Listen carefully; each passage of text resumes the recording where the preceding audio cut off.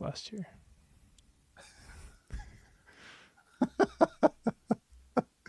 Hello, Attactioneers. Welcome to the Live Attack Action Podcast. I'm your host, Taylor Morrow, diehard Kraken fan. And I'm your host, Blake Meyer. There's gonna be a Survivor finale tomorrow, but I have the YouTube on in the background. It's X'd out now. But there's gonna be a Survivor finale tomorrow, but it's gonna get interrupted by a Donald Trump intermission. So what a great finale already. And I'm your host, Zane Johnson, Oracle of San Diego. Whoa. Thank you, Oracle of San Diego, for being here. Looks like your internet is freaking working. That's crisp. This is great. Today. It's a Christmas miracle. Well, Colin spent 4 hours. He drove down there, got it all ready for him. So thank you, Colin, for doing that. Blake, I can't believe you plugged your other podcast on our end of the year live show first thing. That's fucked up. I hadn't even introduced myself yet, Blake. Come on. Yeah. No, Jesus. I said there's a Survivor finale, like the show Survivor. I didn't even mention the podcast, The Survivor Specialist, at all. Oh no. Actually, Bleep that out. Yeah. Go on that podcast and tell them to come here. Okay. 9 people watching. Okay, now I know to turn the sound off. Okay. This is where the chat. How do we see the chat in StreamYard? Is that a thing? Oh my God. Yeah. Just get back over to this page. Oh, and I'm there. Here we go. Okay, we're all good. God. Anyway, geez. Thank you, everybody, for being here for the live show, end of the year, the final podcast of 2025 for the Attack Action Podcast, the People's Podcast, the world's longest Flesh and Blood podcast. Some of you are already in on the Patreon and the Discord. Thank you so much for being there. Appreciate that. If you are here live or watching this in memorandum, is that the right way to put that? Think about subscribing to our Patreon in the new year as your New Year's resolution. Podcast will always be free. We have a brand new newsletter that we will be having go live in the new year of 2026. Blake's in the chat. That's hilarious. So yeah, so you have a newsletter to look forward to. We'll talk about not only what's going on in our lives or something we find interesting, but also extra flesh and blood thoughts that we are having that somehow don't make it onto the podcast or responding to something on the podcast, etc. So you only get that if you're a Patreon subscriber.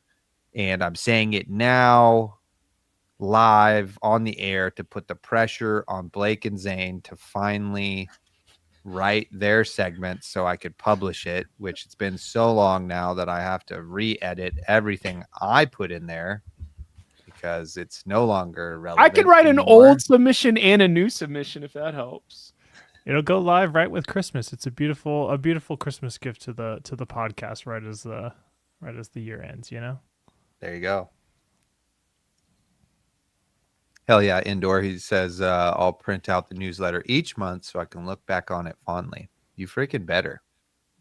Right there on the coffee table. Refer to them as needed. That's right. Exactly. So anyway, there we are. Here we are. Happy holidays.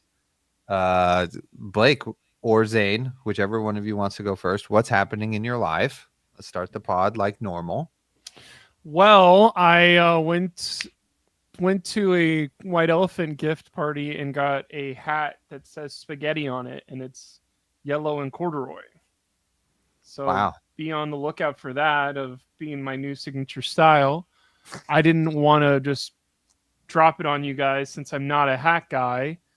But even though I'm not a hat guy, I think this is the 4th or 5th hat I've gotten this year as a gift. It is kind of weird I don't wear hats, but hats keep falling in my lap. If you have any hats, I'm good on hats. Thank you guys.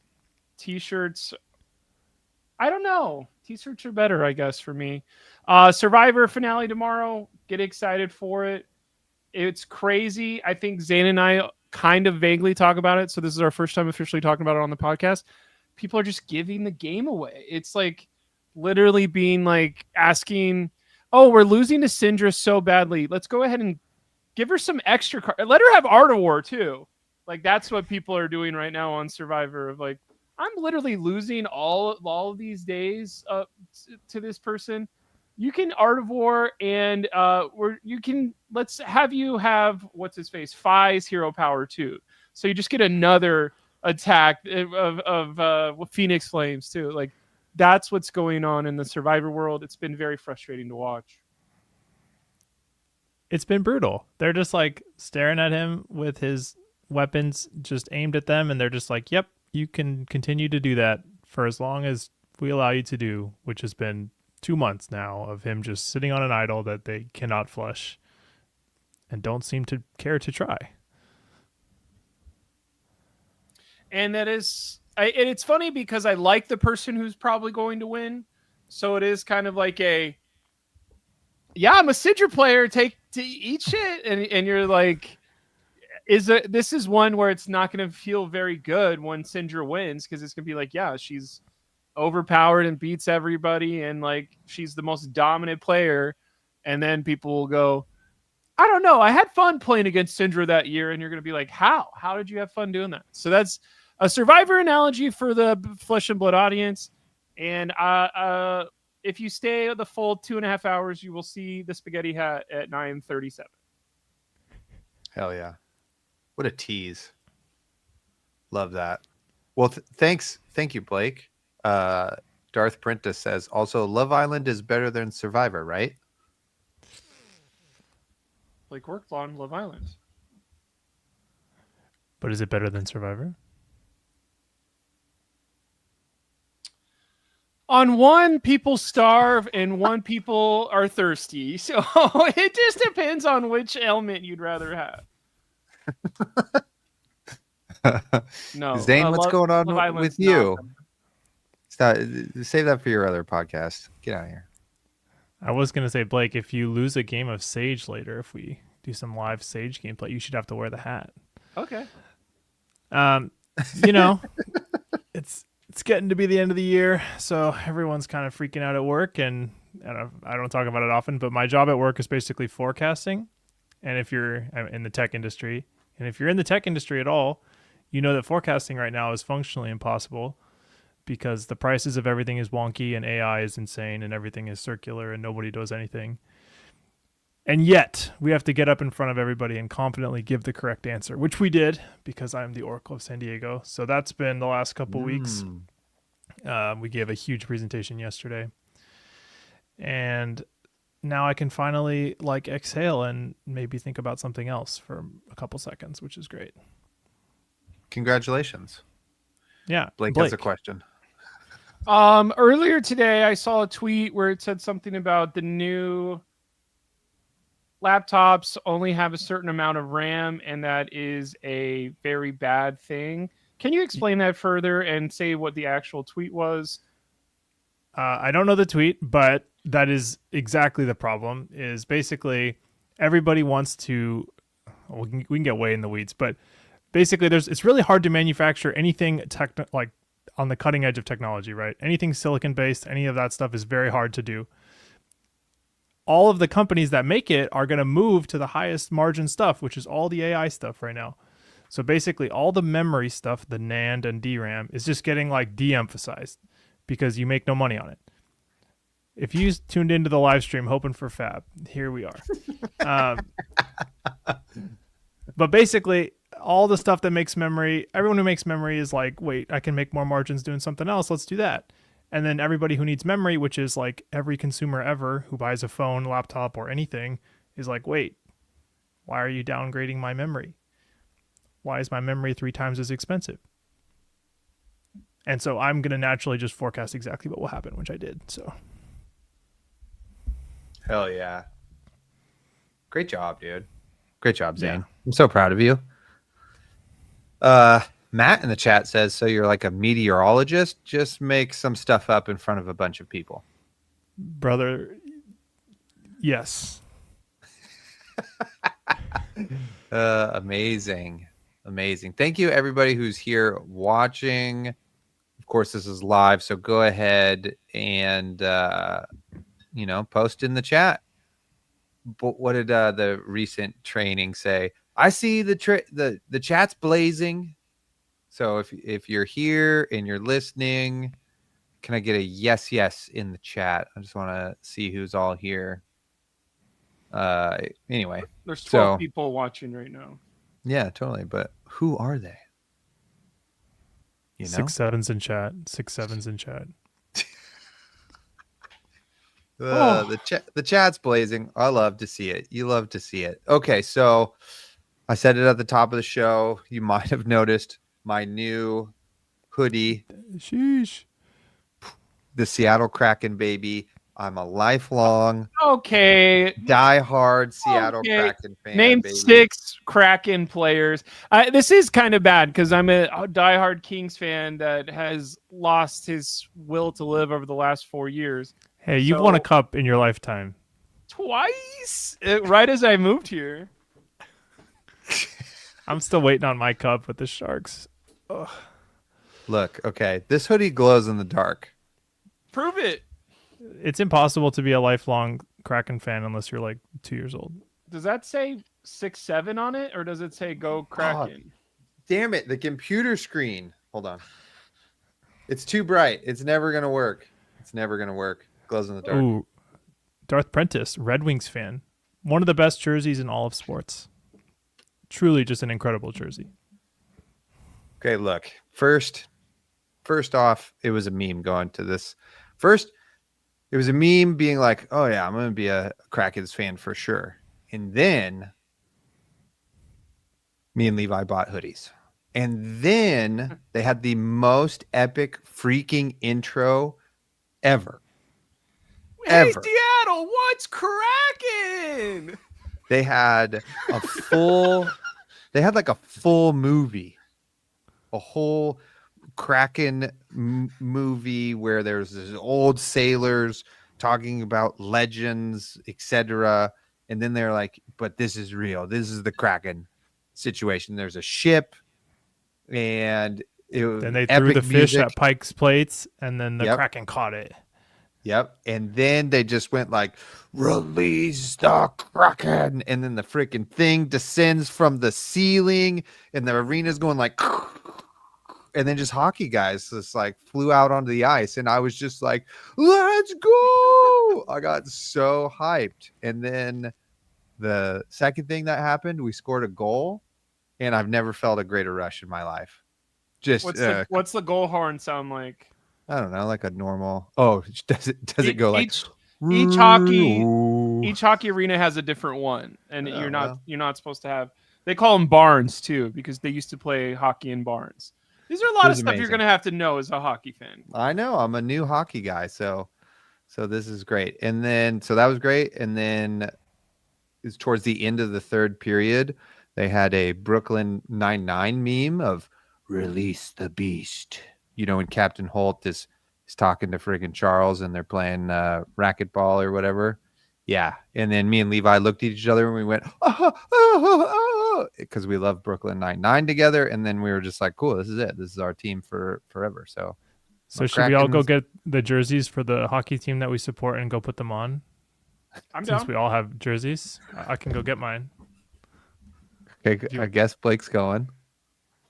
Well, we're going to get a peek. Maybe we'll see Blake's butt crack, and he's going in the closet. Look, here's Zane. He's got Sharks. I don't have a jersey.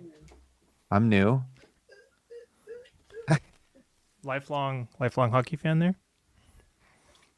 Yeah. Well, my team's brand new. We're just getting to know each other. Also, I hope you guys are a little too hot like I am in this hoodie right now. Hockey podcast? Put that on, Zane, you coward. I would have to take my headphones off, and then I would miss all the jokes. That's what just happened to me. That's This just what happened to Blake. this is the guy. This was my favorite player who was like not a superstar, but he won the MVP of the finals. Justin Hell yeah. Williams, Mr. Game 7. Great. Got the Stanley Cup champions patch.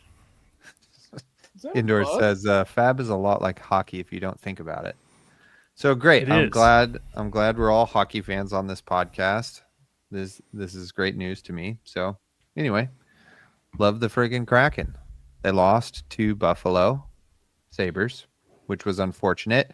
We were sitting right next to some dude from Ontario who was on some sort of hockey journey. This was like his third hockey game he has seen on his road trip, which is very Canadian.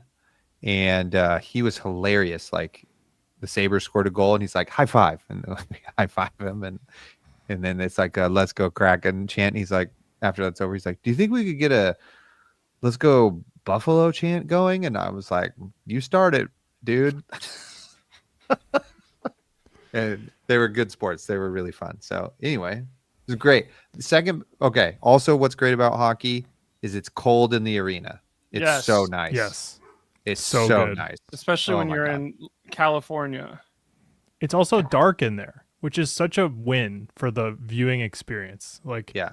it's like the ice is obviously lit up, but like in general, the arena is like quite Mhm. tight and dark, and that's like such a good Yeah. environment for sport. And it was like $60 for like freaking killer seats, man. That's Freaking great. killer seats. Yeah, it was awesome. So huge win. 5-minute walk from where we were playing for Flab. Jesus. Wow. Fuck.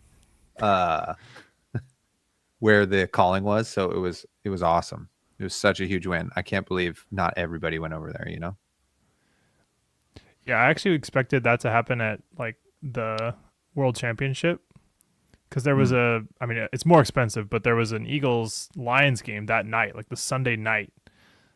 I think it was actually like quite expensive, so I get why some people didn't do it. But it's like a fun thing, like going to a sporting event the Sunday night of the Fab tournament. Tradition now. Hockey is the best sport, in my opinion, in person. And then I don't know if you guys have done playoff hockey.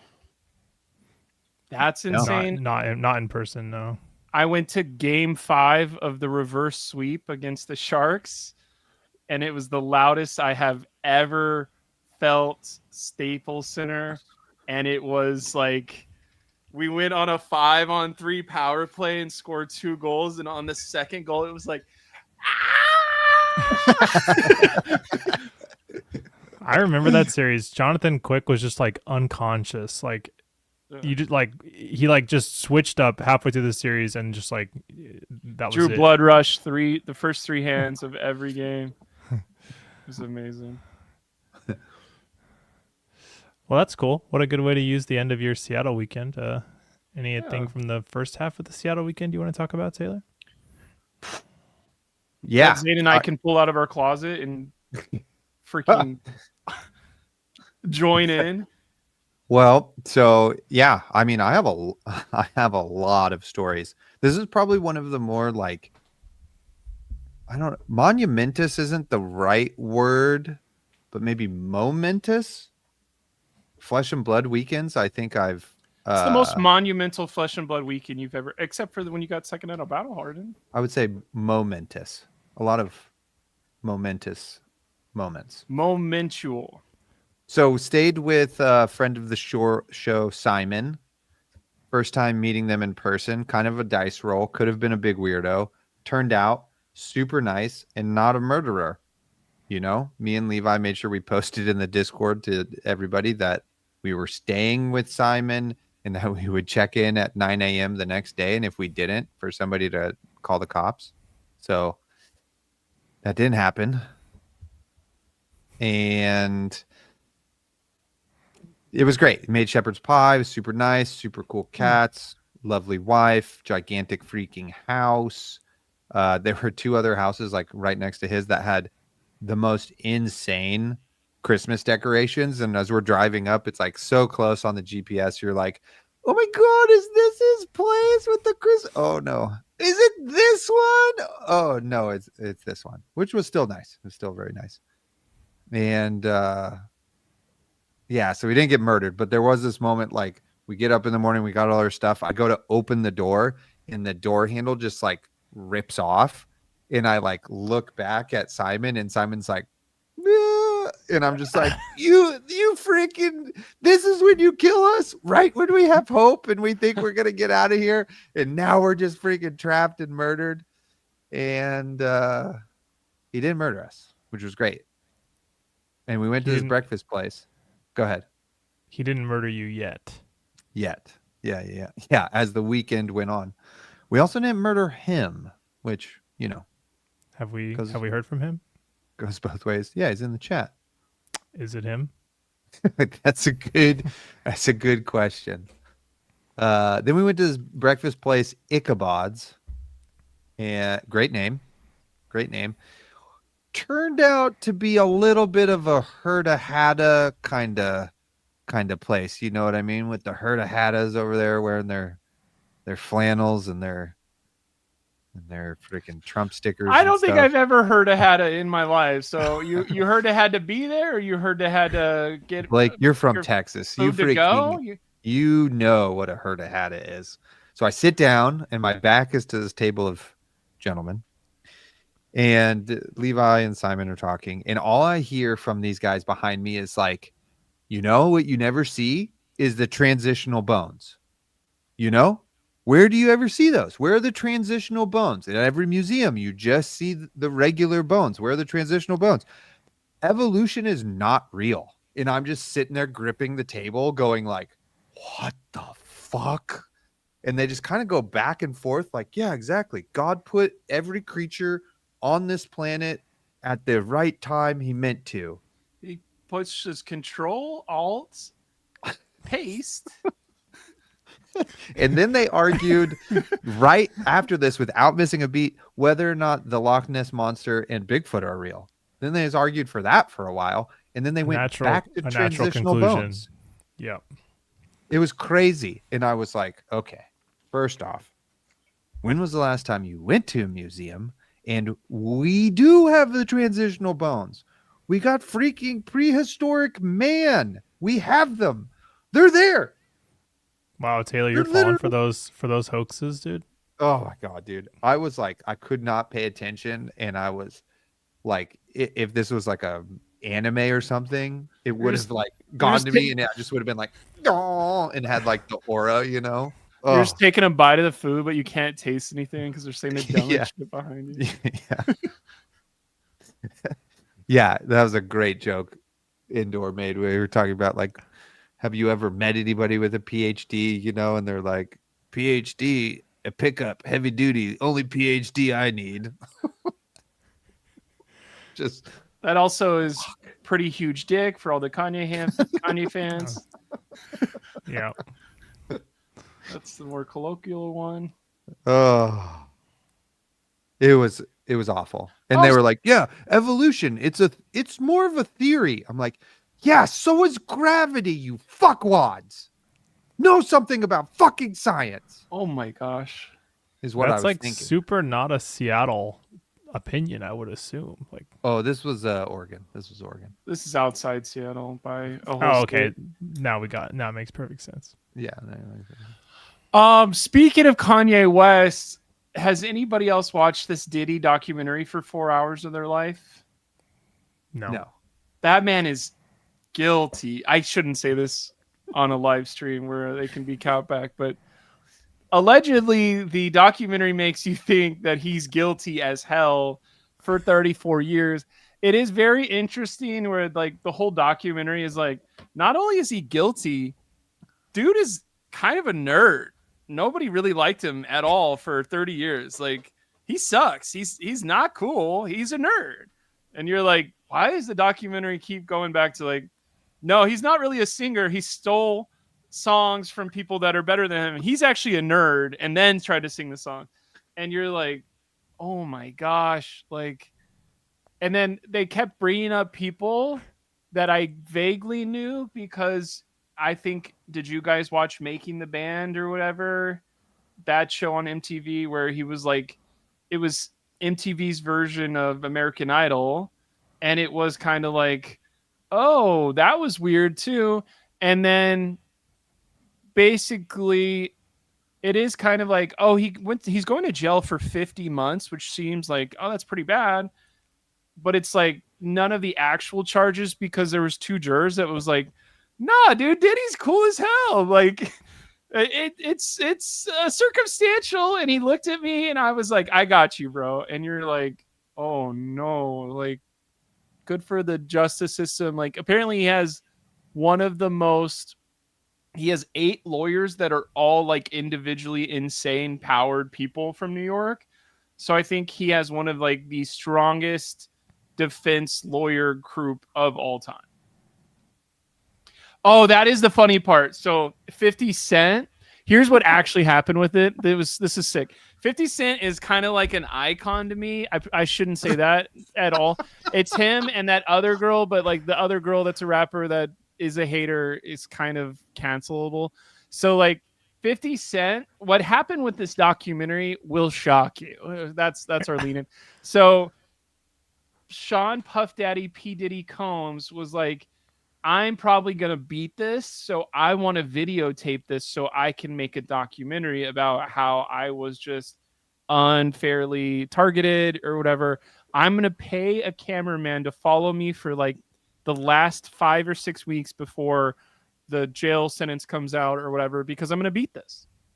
So we get unfettered access to Sean P. Diddy Puff Combs.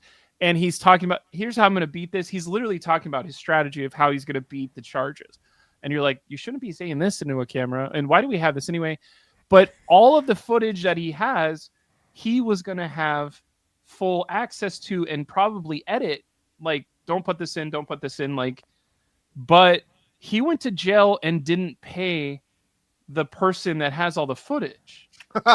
So what happened was this guy or girl, who knows, we don't know who the cameraman is or camera woman. The person was like, I have all this footage. What do I do with it? And that got to 50 Cent, and 50 Cent's like, I'll pay you whatever you want for the footage. And gave the footage to the documentarian that has been working on the like Take Down Diddy documentary. All this is kind of paraphrasing, filling in the dots, some Blakeisms in here. But it is like, instead of having the ability to be like, don't put this in where I say I'm going to beat all the allegations and like just like kind of intimidate people, that's going to go in the documentary because we have it. And 50 Cent's now in charge of all of this. So 50 Cent is one of the greatest haters of all time. And apparently instead of Puff P. Diddy Combs saying like, hey, don't do this, or cease and desist, or I did not give consent, which probably are all within his right, allegedly, maybe a little bit.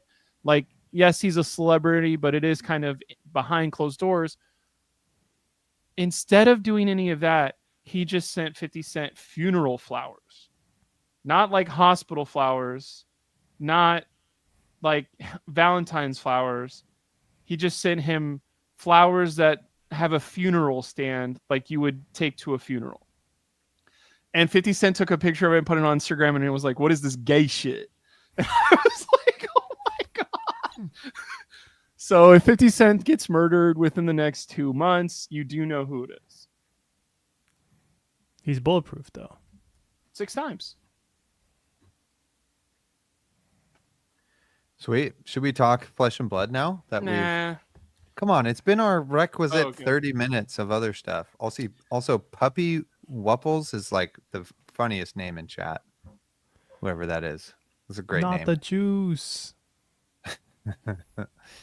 Where do you guys want to start? You guys want to hear about all the rest of Seattle? Should we talk BNR? Should we talk Kano?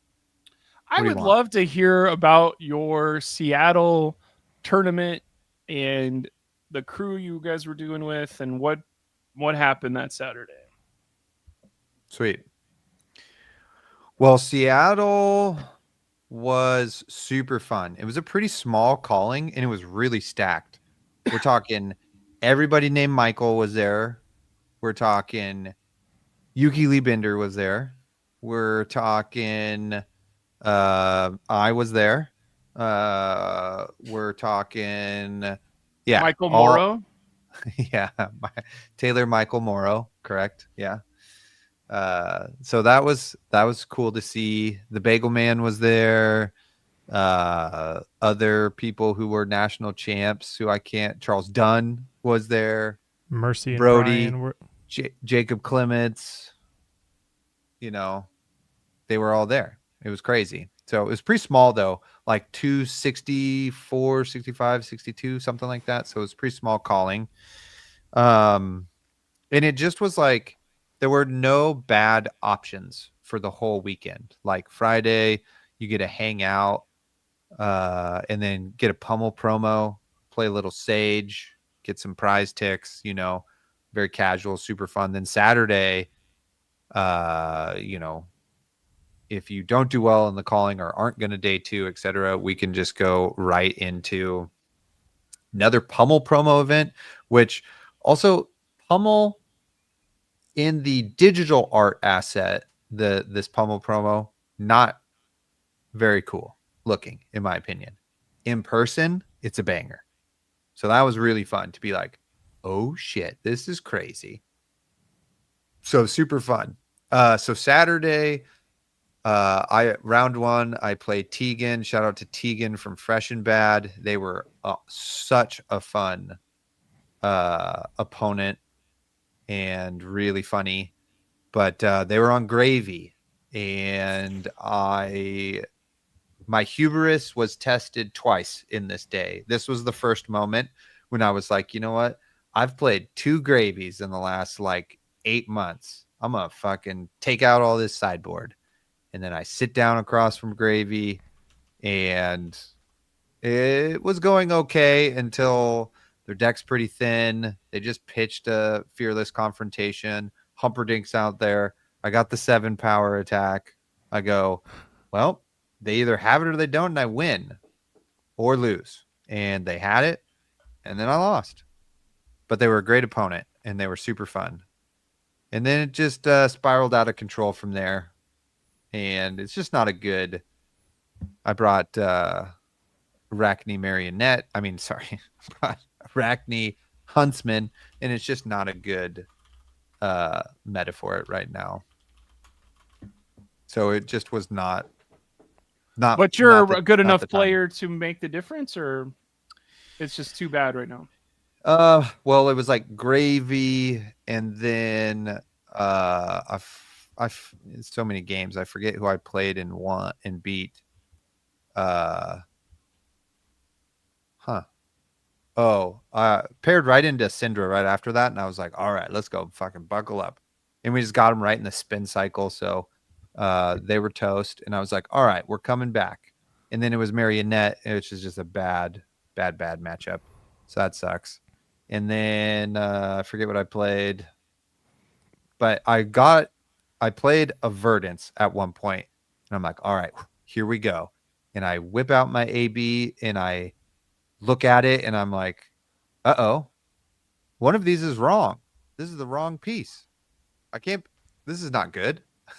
These are their arms. I need the legs. And I just was talking the night before, like, my deck list is always correct. I never have anything wrong. I'm not even going to check it.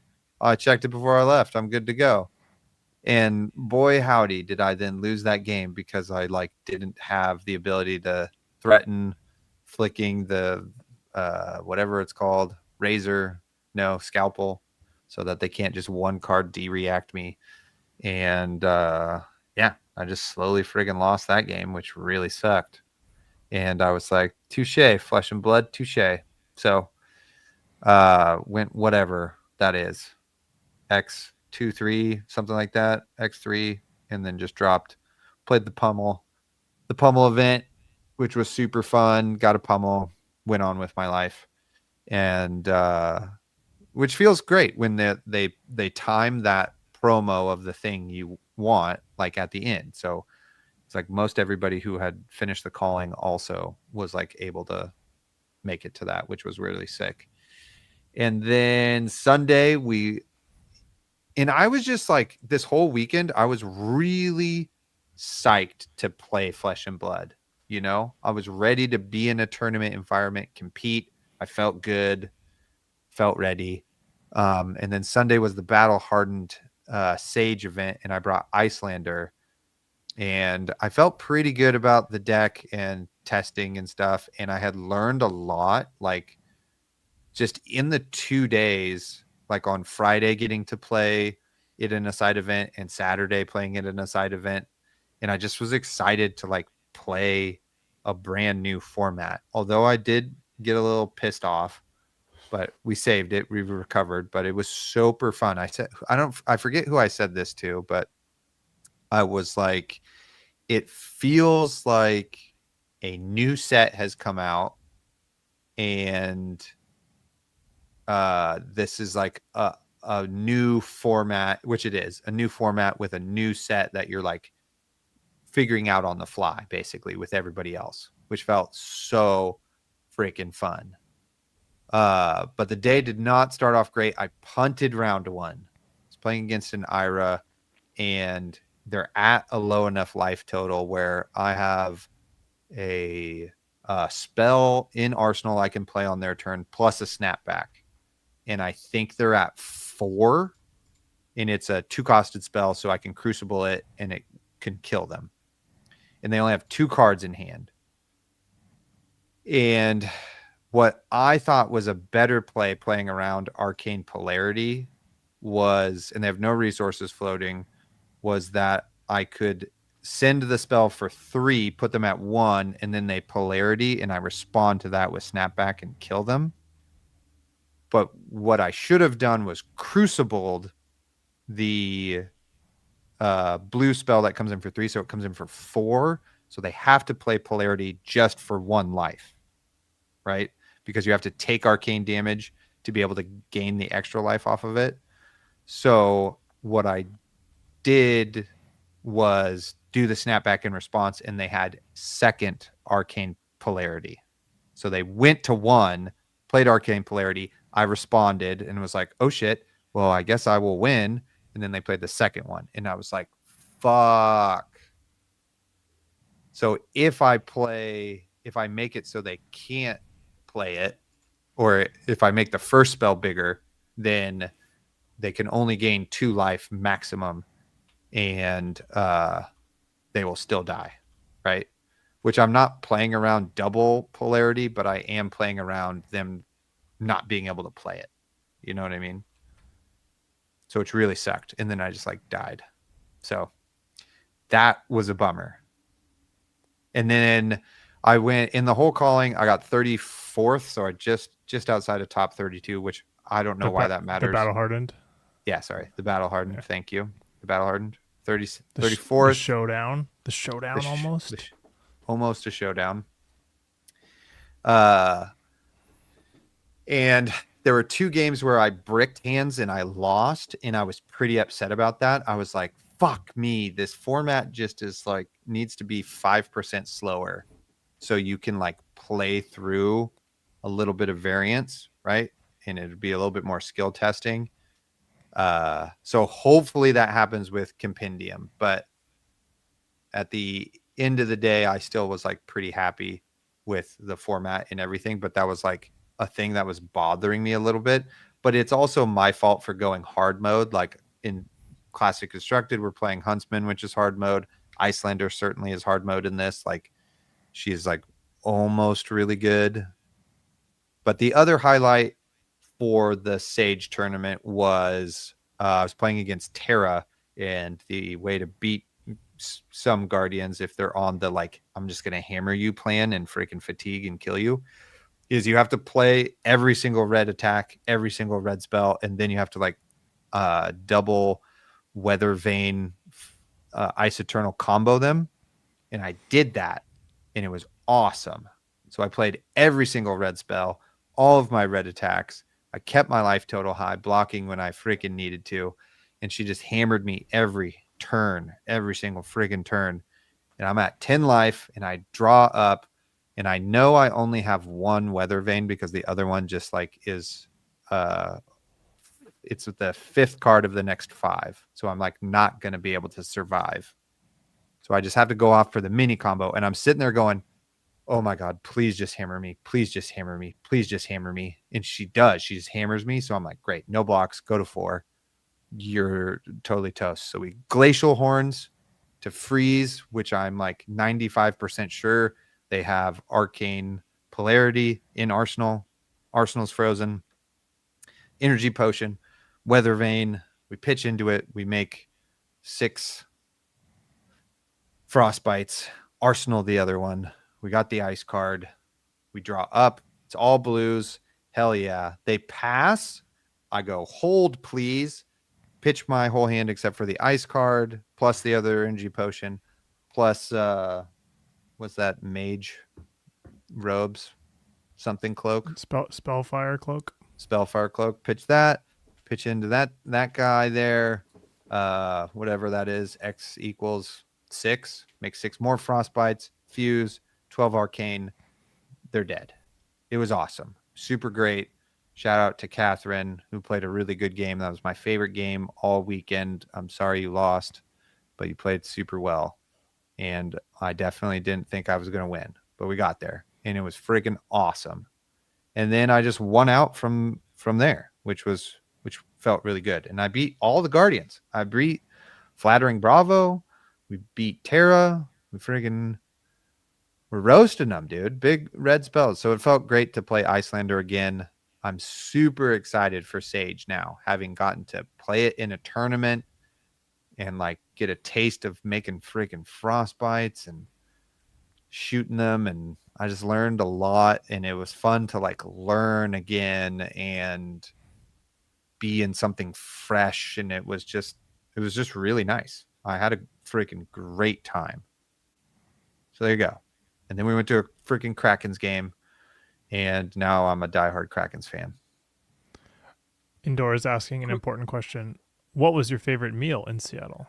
Okay, look, all the meals in Seattle. Okay, hold on. Go ahead, Quick Blake. thought process. I have to restart my computer. Talk about that while I'm gone. Thank you. I'll see That you have soon. to restart your computer. My whole I haven't been able to see you for that entire time, and it's very distracting. So something bad happened on my browser. So Okay. I'm just restarting. I'll see you soon. Okay. Okay, bye. Okay, bye. Colin, edit that out. Oh shit, we're live. Can't do that. Good one. Indoor, what was my favorite meal in Seattle? You know what? We just weren't in a great place for food over by the convention center. So, this is a hard question because I would say all of my meals were 6 out of 10.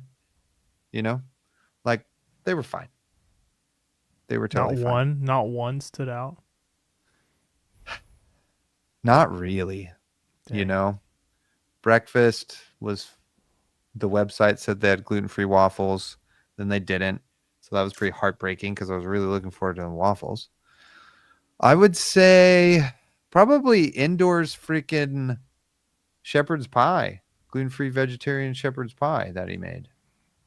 Lentils? That's probably the best. No, went with like fake Beyond Beef stuff. It works well with lentils. Mm. I'm sure it's good with Beyond too, but we make it with lentils sometimes. It's really good. That's great. So that's probably the best thing. But yeah, everything was just okay, you know? So it was not the culinary experience you're hoping for, but I don't know if you are doing that if you go to Seattle. So Okay, but the coffee was good. the coffee was fine. I have had better coffee. Shout out to Herkimer in on Finney Ridge. That's the best coffee for sure. Herkimer. Yeah. Pretty sure. Now you're making me think of it differently. It's just, But yeah. it's just a wild name. Yeah. It is. It's great. There's they're definitely like, 30 something hipsters who are very serious. There's like no real like, hi, how's your day? It's like, what do you want? Mm-hmm. Yep. It's like okay. antagonistic coffee. Yeah. Not even. It's just like we're here. We're gonna make you a great friggin' latte and getting on to the next person. You know what I mean? Totally. So Shout out to them. Great coffee. That's my favorite. And they have really good pastries too, gluten-free. So hard to beat that. Although maybe one of the fun meals was we had breakfast with Scott. Shout out to Scott. And he was a lovely person, a great judge. You know, he's part of the friendship, part of the inner circle of Patreon subscribers, and that was nice. It was good to catch up with him. I have not Puppy Wupples. I have not been to the 74th Street pub. I don't think. Maybe. I don't think so. Doesn't stand out. Is Finney Ridge in Seattle, or is this like in Oregon? It's a neighborhood. It's a neighborhood. Yeah. Nice. Shout out to Thomas. I hung out with Thomas, my good friend of the pod. He was there. Blake's back, everybody. Blake's back. Blake, how's it going? Is it better? Focus. I'm good. Okay. How's Sweet. the food? Mid. It was mid food. Cool. Any fish? No fish. We learned last time at the Battle Hardened that could kill you when you miss out. Creamed fish, not the call. The whole thing. Yeah, not the move. Not the move. Real quick before we move off Seattle. Yeah. Congratulations to Christopher Ayali. Oh yeah. Friend One of of the the show. most Let's bring in Chris. Here he is. He's here to talk about Chris I. You know, before finals happened, I did fist bump Chris, like, good job, dude. And he was like, thanks. And then he won. So, I mean, he got a little bit of the Attack Action podcast bump there. You know, Sounds like it. Yeah. Yeah. Which I guess before we leave, that was a crazy game. Me and Levi watched that after the Kraken's game, like hammered at McMiniman's, just like hunched over a phone. And we were like, oh, he's toast. He's so toast. Oh my God, he's alive. Wait, he still has cards? Oh my God. And he wins. He had two all red hands, and then like the Kano just like outbricked him harder. It was like just wild to watch happen. Somebody had a great post about like Kano missing lethal by 1, also because a judge like pointed out a discrepancy in life totals, and then dying immediately afterwards is like the most Kano way to go out on stream ever. The last stream game of Kano. Yeah, totally. Yeah. It's also the second time Kano has lost a calling final to Kasai, which is just bizarre. Like that was the calling finals in LA at PTLA. Yeah. Another game that should not have gone that way, but you know, sometimes the Kano just misses. Before we talk about how much we love Kano and all of that, I do want to say thank you to everybody who has come up to me and said like, hey, love the podcast, love what you do, thank you, blah blah blah, you know, just dapping me up about the pod. That like means so much. I can't describe how much that means. And I said it weirdly twice. So thank you. And I remember on the pod where I was just like, y'all need to come say hi to me because I'm tired of being in front of my other friends and you all finding a quiet moment where I'm by myself and nobody knows I'm famous. You all are doing a great job. Now, if only Lupine Fiasco was at any of these things and I could be doing this in front of his face, that would be great. So next time you see me and Lupine next to each other, your mission is to ignore him and say hi to me. There you go. So thank you. Also, shout out to John. Okay. There we go. That's it. That's all my Seattle stuff, I think. Perfect. Should we do Kano or BNR? You guys, Kano. you choose, Zane. Oh, all right, Blake said Kano. Let's do Kano. Goodbye to the first wizard and the last hero from Arcane Rising. Wild to see all 4 of those heroes go before any of the WTR heroes. It's nuts. Now you can't play Crucible and Verdance anymore. No. My you secret can- all arcane deck. But you can in Sage, and boy, do you have to. Crucible is a little better than you think it is, but yeah.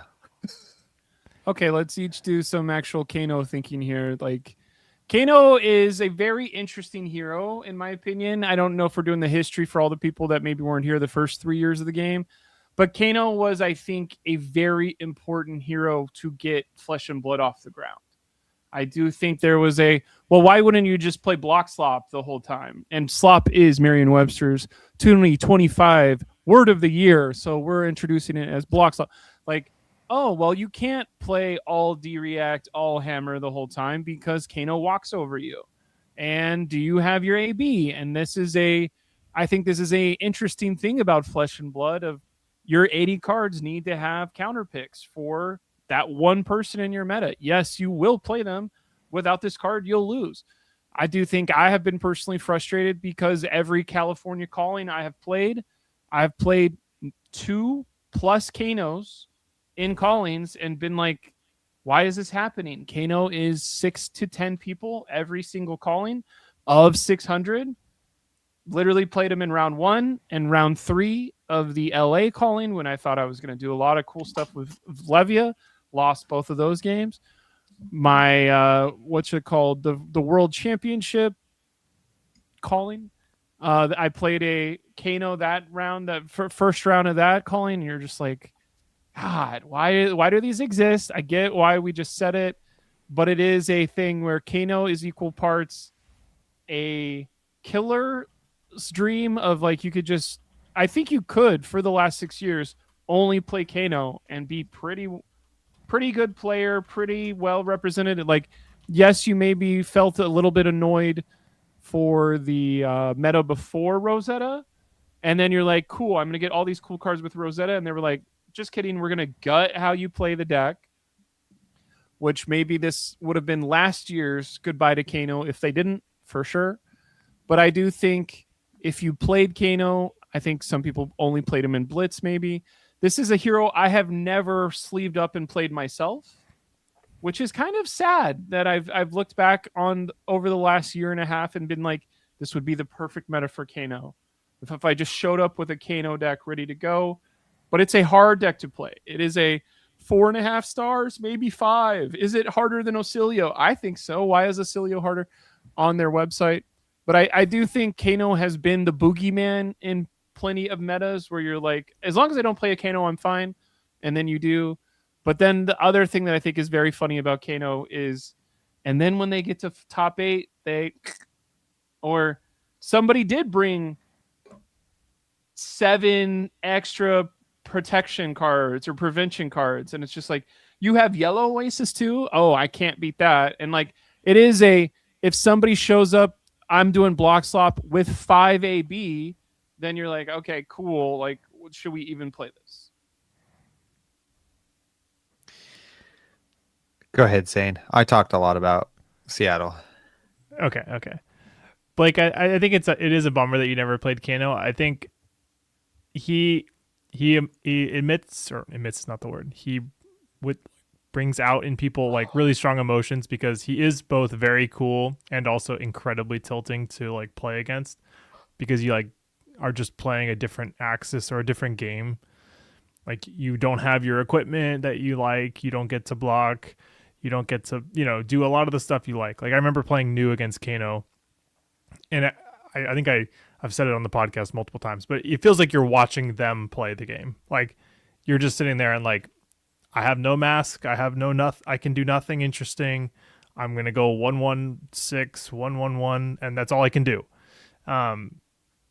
However, when you turn the tables and you play Kano a few times and then like kind of sympathize from the the perspective of the Kano, it is a very unusual deck, a very fun deck, and a very like creative deck on their part.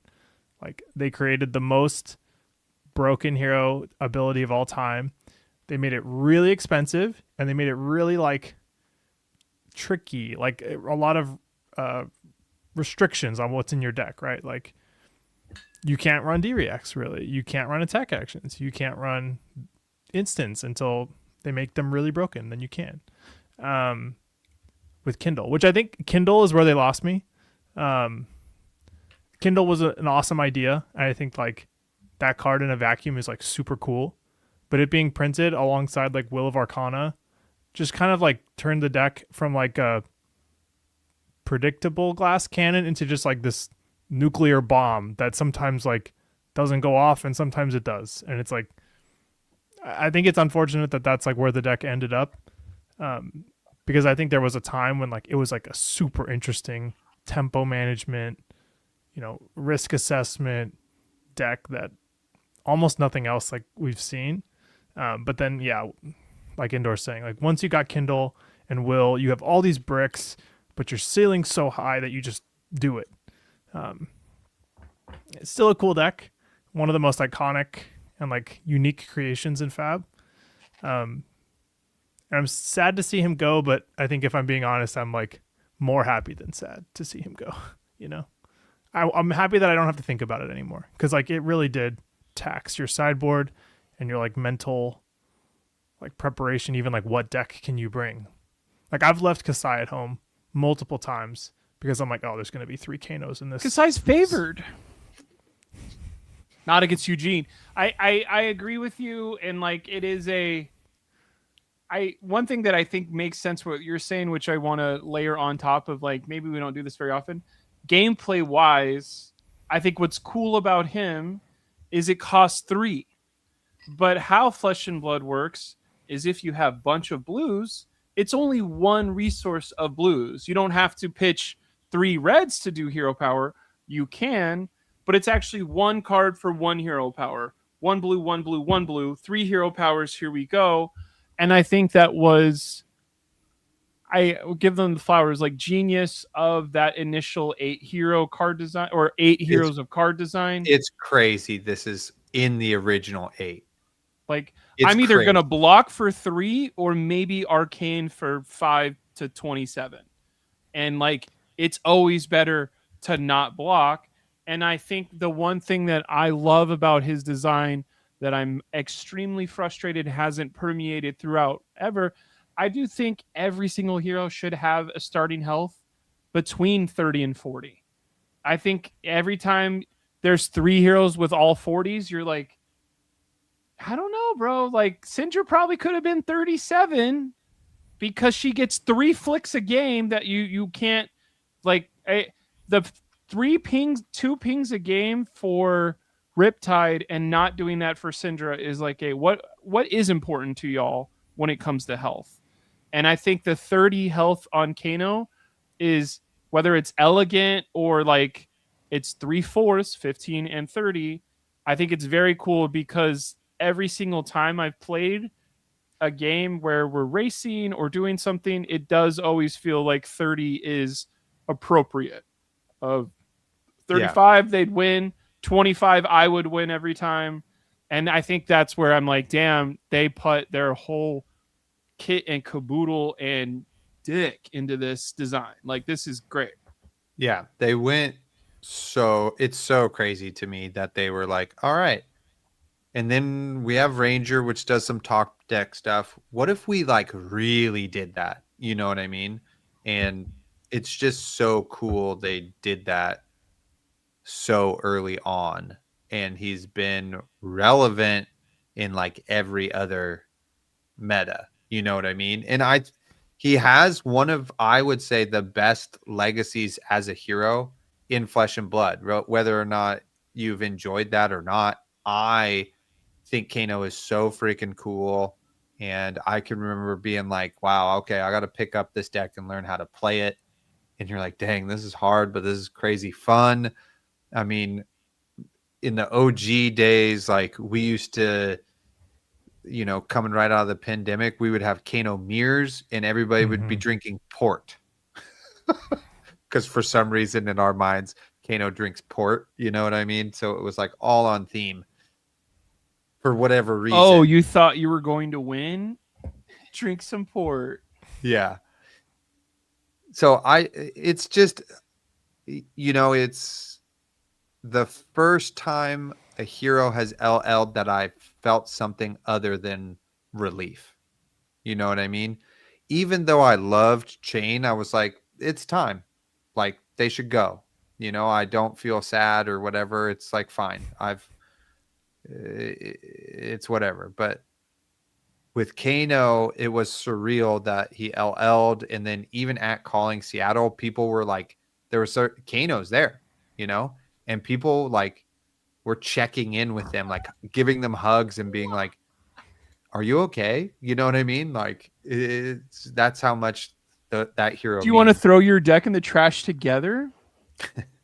I have two super specific memories for Kano. First, also, if you guys are new listeners or have been a long time listener, you may have heard this. I don't know. But originally, Colin, who's not here, who we love, maybe he's in the chat, was not a part of the podcast, but was a fan and put on a webcam skirmish.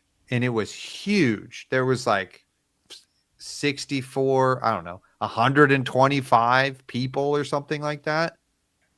And not only did our podcast challenge at the time our rival outside, what was their, I can't even remember their name. They're so dead. Outcast, the Outcast podcast or whatever. And we challenged them to like whoever's team wins more or places collectively higher will then be America's podcast, Flesh and Blood podcast. And there were 3 of them, and there were only 2 of us back in the day. It was me and, thank you, Darth Prentice, Outcast Haven. It was Isaac and me, and they had 3. And so we needed a third so we could compete on the same level. And we picked up Colin. We said, we'll take Colin. And I just said that because I was the only other person I knew. And we did this publicly in the chat. Well, fast forward to the finals. Guess who's in the freaking finals on Kano? It's Colin versus Dorinthia, who he hates, Dorinthia. And we're all in the same Discord chat watching their screen. And freaking Colin's about to die. And he goes, well, I guess I'm going to go for it. And just freaking burns him to the ground and wins the whole freaking thing. Jettisons us into America's podcast. It was amazing. We smoked those dudes. He smoked Dorinthia. It was an incredible moment. And then Colin is now the producer, the mascot, and the lifeblood of the podcast. And shout out to you, Colin. Shout out to Kano. Outcast Havens could have been sleeping at Indoor's house this weekend, but that's right. Kano took that away from them. Took it away from them. My other favorite Kano moment is with me. I'm playing Arachne Huntsman in PT or calling LA, and I'm just like on a heater, and then I run into Kano, and like everybody thinks, you're like, this is where it ends. This is it. It's all over. And somehow I freaking won that game. He got a little cocky. I only had like AB2, maybe AB1. I'm not even sure. Full disrespect. And I had lowly Conceal Blade in hand, and I go, well, I'll play this and he'll die. And then he has to go off and maybe he bricks. And I played it and he went off and he bricked and he died. And I freaking won and made day 2 of the freaking calling the calling after that. And then I went over to a Swarty and was like, hello, you need to sign this because it just won me a super big game. And he did. And it's the only Concealed Blade I have signed. So. Is it nice to have your Kano opponent brick? Because that's literally never happened to me. It was amazing. I'm just sitting there like head in hands, like trying to do the math with him and the probabilities. And then he's like, doesn't have it, out of resources, and dies. And he's fist bumps, like, good game. And I was like, whew, I got so lucky. I think what's cool about Kano is the people that played him were diehards, and it's too hard to jump in. So it wasn't like people could just pick up Kano for a tournament and jump out. Like maybe 1 or 2 people tried that, but they weren't that successful at it. I think I have a couple memories real quick.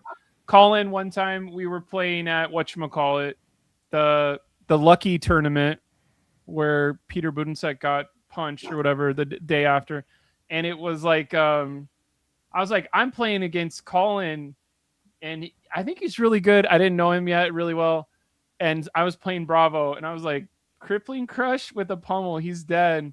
He only has 15 health, and he like sigiled or some bullshit. I was like, I've never seen sigil before. Like, what? How am I supposed to deal with it? How now he has 21 life. That's not fair.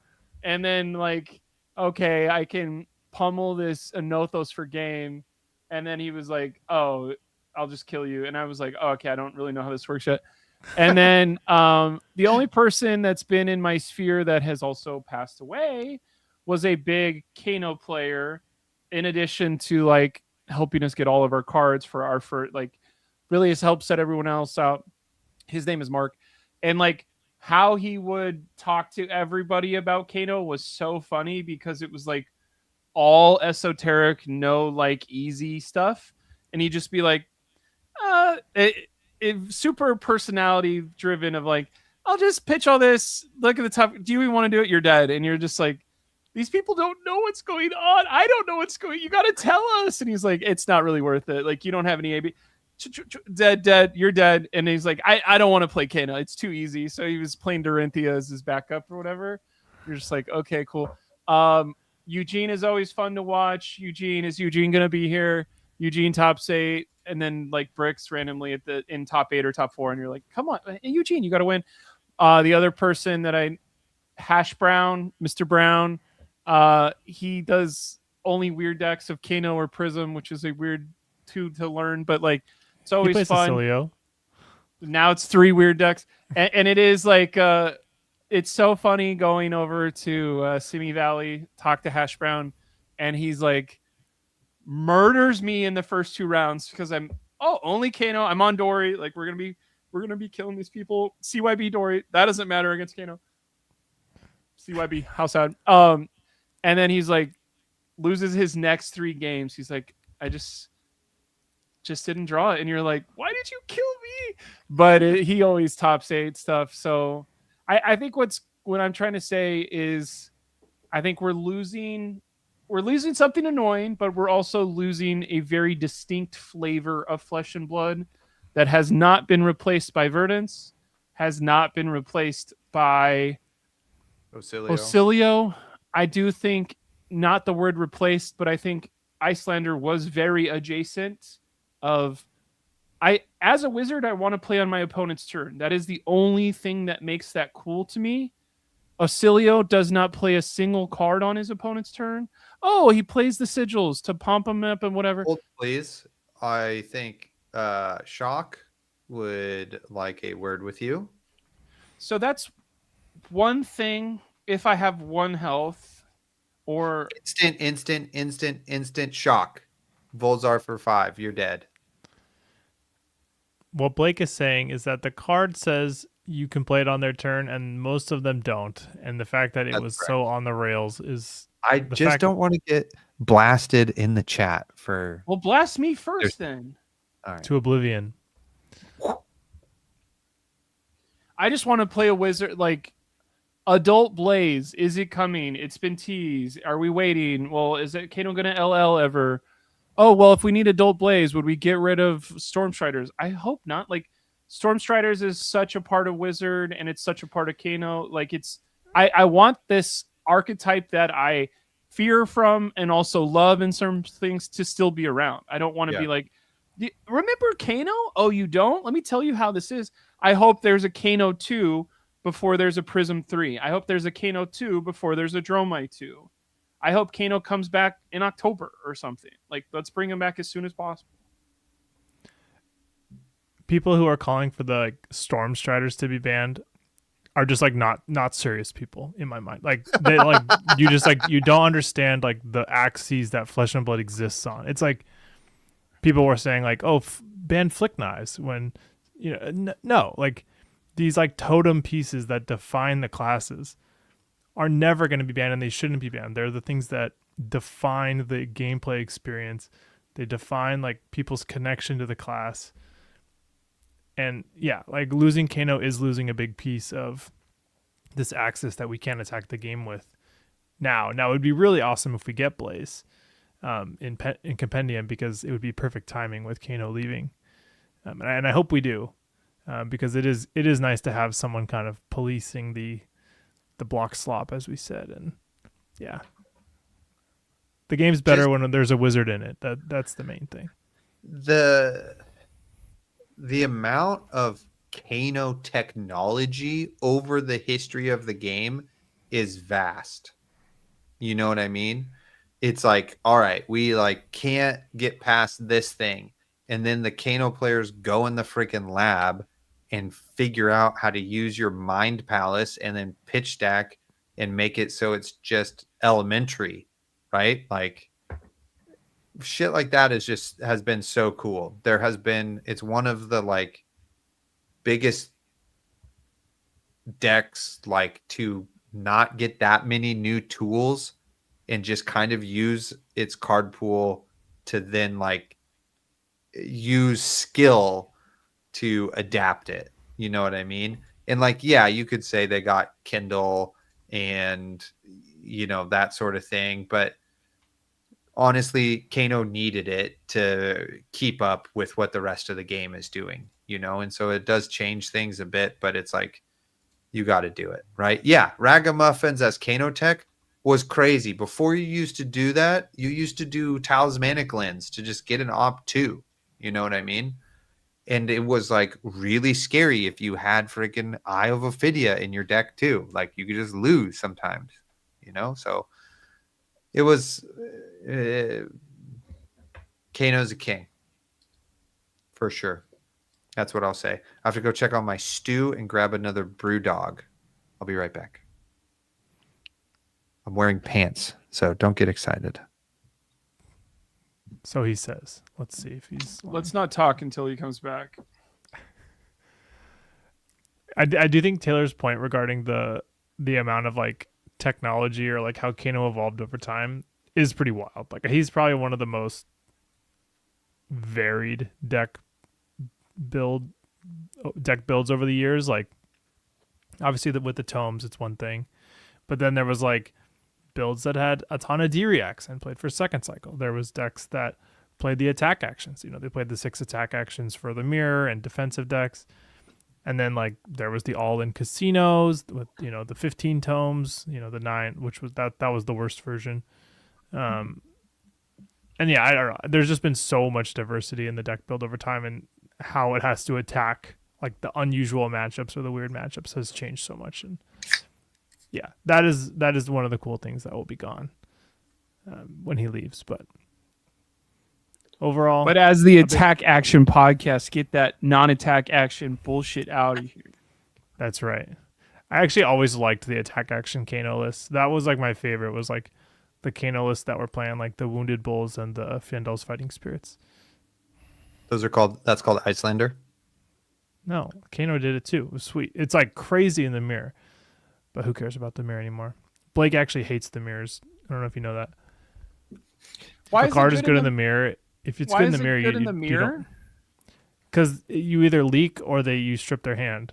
Like normally when you send like a spell, you're sending like 5 arcane, but when you send 8 physical, it's like, oof. Like if they block 6 and take 2, like you take those. Like you took 2 cards and you dealt 2 damage. That's like really good for the Wizard Mirror. Why can't I remember the 2 for 6 that gives you intellect on hit? Nourishing Emptiness. Nourishing Emptiness was also tech to send that. You have no attacks in grave. Boom. Dominate. Yeah, now I have 5 cards to go off. Yeah. Yeah, Sick. totally.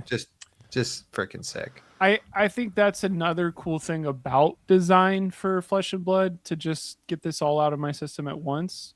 Of when Kano has 1 card, nothing. When Kano has 2 cards, oh, maybe he could do some.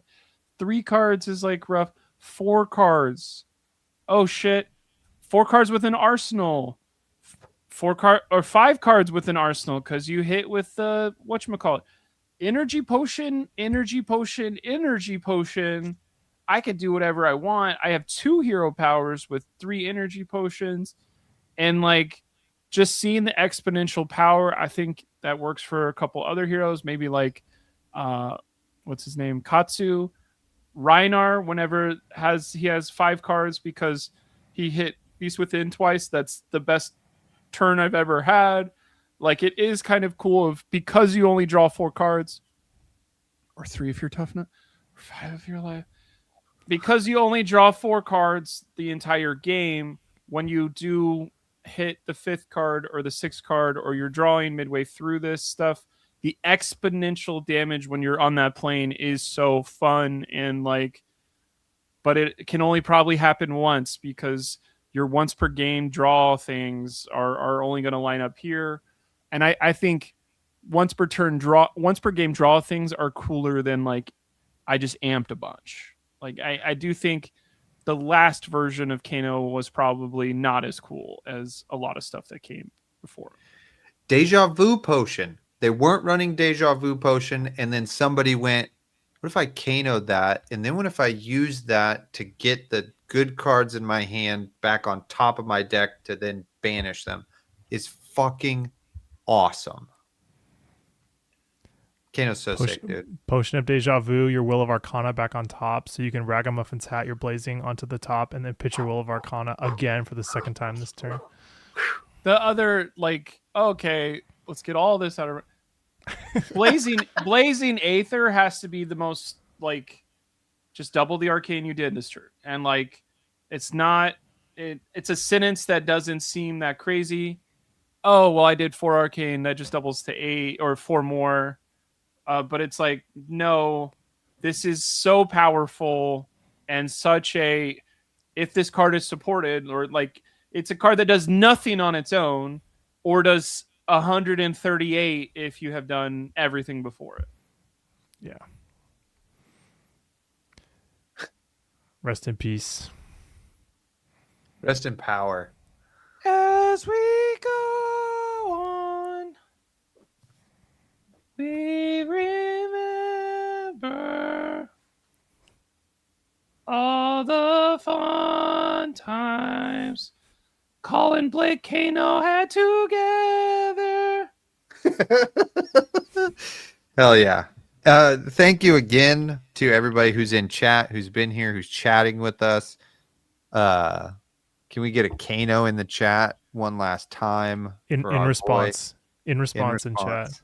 Yeah, in response in chat. Can we get a Kano? And then let's talk BNR. Speaking of attack actions. Speaking of dead things. Die, Syndra, die!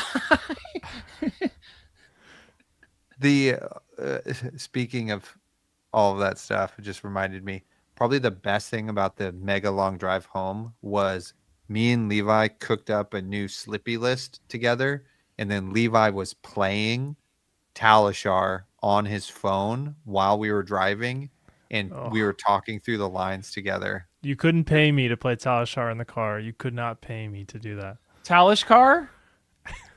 We were doing Talishkar on the road trip, and it was fucking awesome. It ate up so much time, activated the brain, and it was great. So shout out to Levi. Is that not how y'all's brains work? That's solely a Blake thing of, no matter what you guys are talking about, I'm always just trying to pun it. That is definitely not how my brain works at all. Like, literally my brain does it more now that I hear you do it. Because you say Talishar in the car, and all I'm waiting is you to stop fucking jabbering so I can put it in there. Just kidding. You're not jabbering. No. I'm the one with the problem, Taylor. I was reading chat, so I didn't realize you wrote me. So joke's on you. Dick. Your Brian is always looking for a pun. Oh my gosh. Okay, so get ready. I'm about to say stuff. The following changes to Classic Constructed are effective Monday, December 15th, which was yesterday. Brand with Cinderclaw is banned, red, blue, yellow. Chart the High Seas is banned, just blue. Orb Weaver Spinneret blue is banned. Orb Weaver Spinneret yellow is banned. Root Ben Carabache is banned, red, blue, yellow. And Wrath of Retribution, red, blue, yellow is banned. Red, blue, yellow. Third favorite, Brian. How do you feel? Yeah. How do we feel? Good ban list.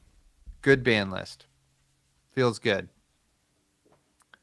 I enjoy it. I think Marionette sneakily gets a little bit better, actually, now that they don't have to run Orb Weaver Spinnerets yellow and blue.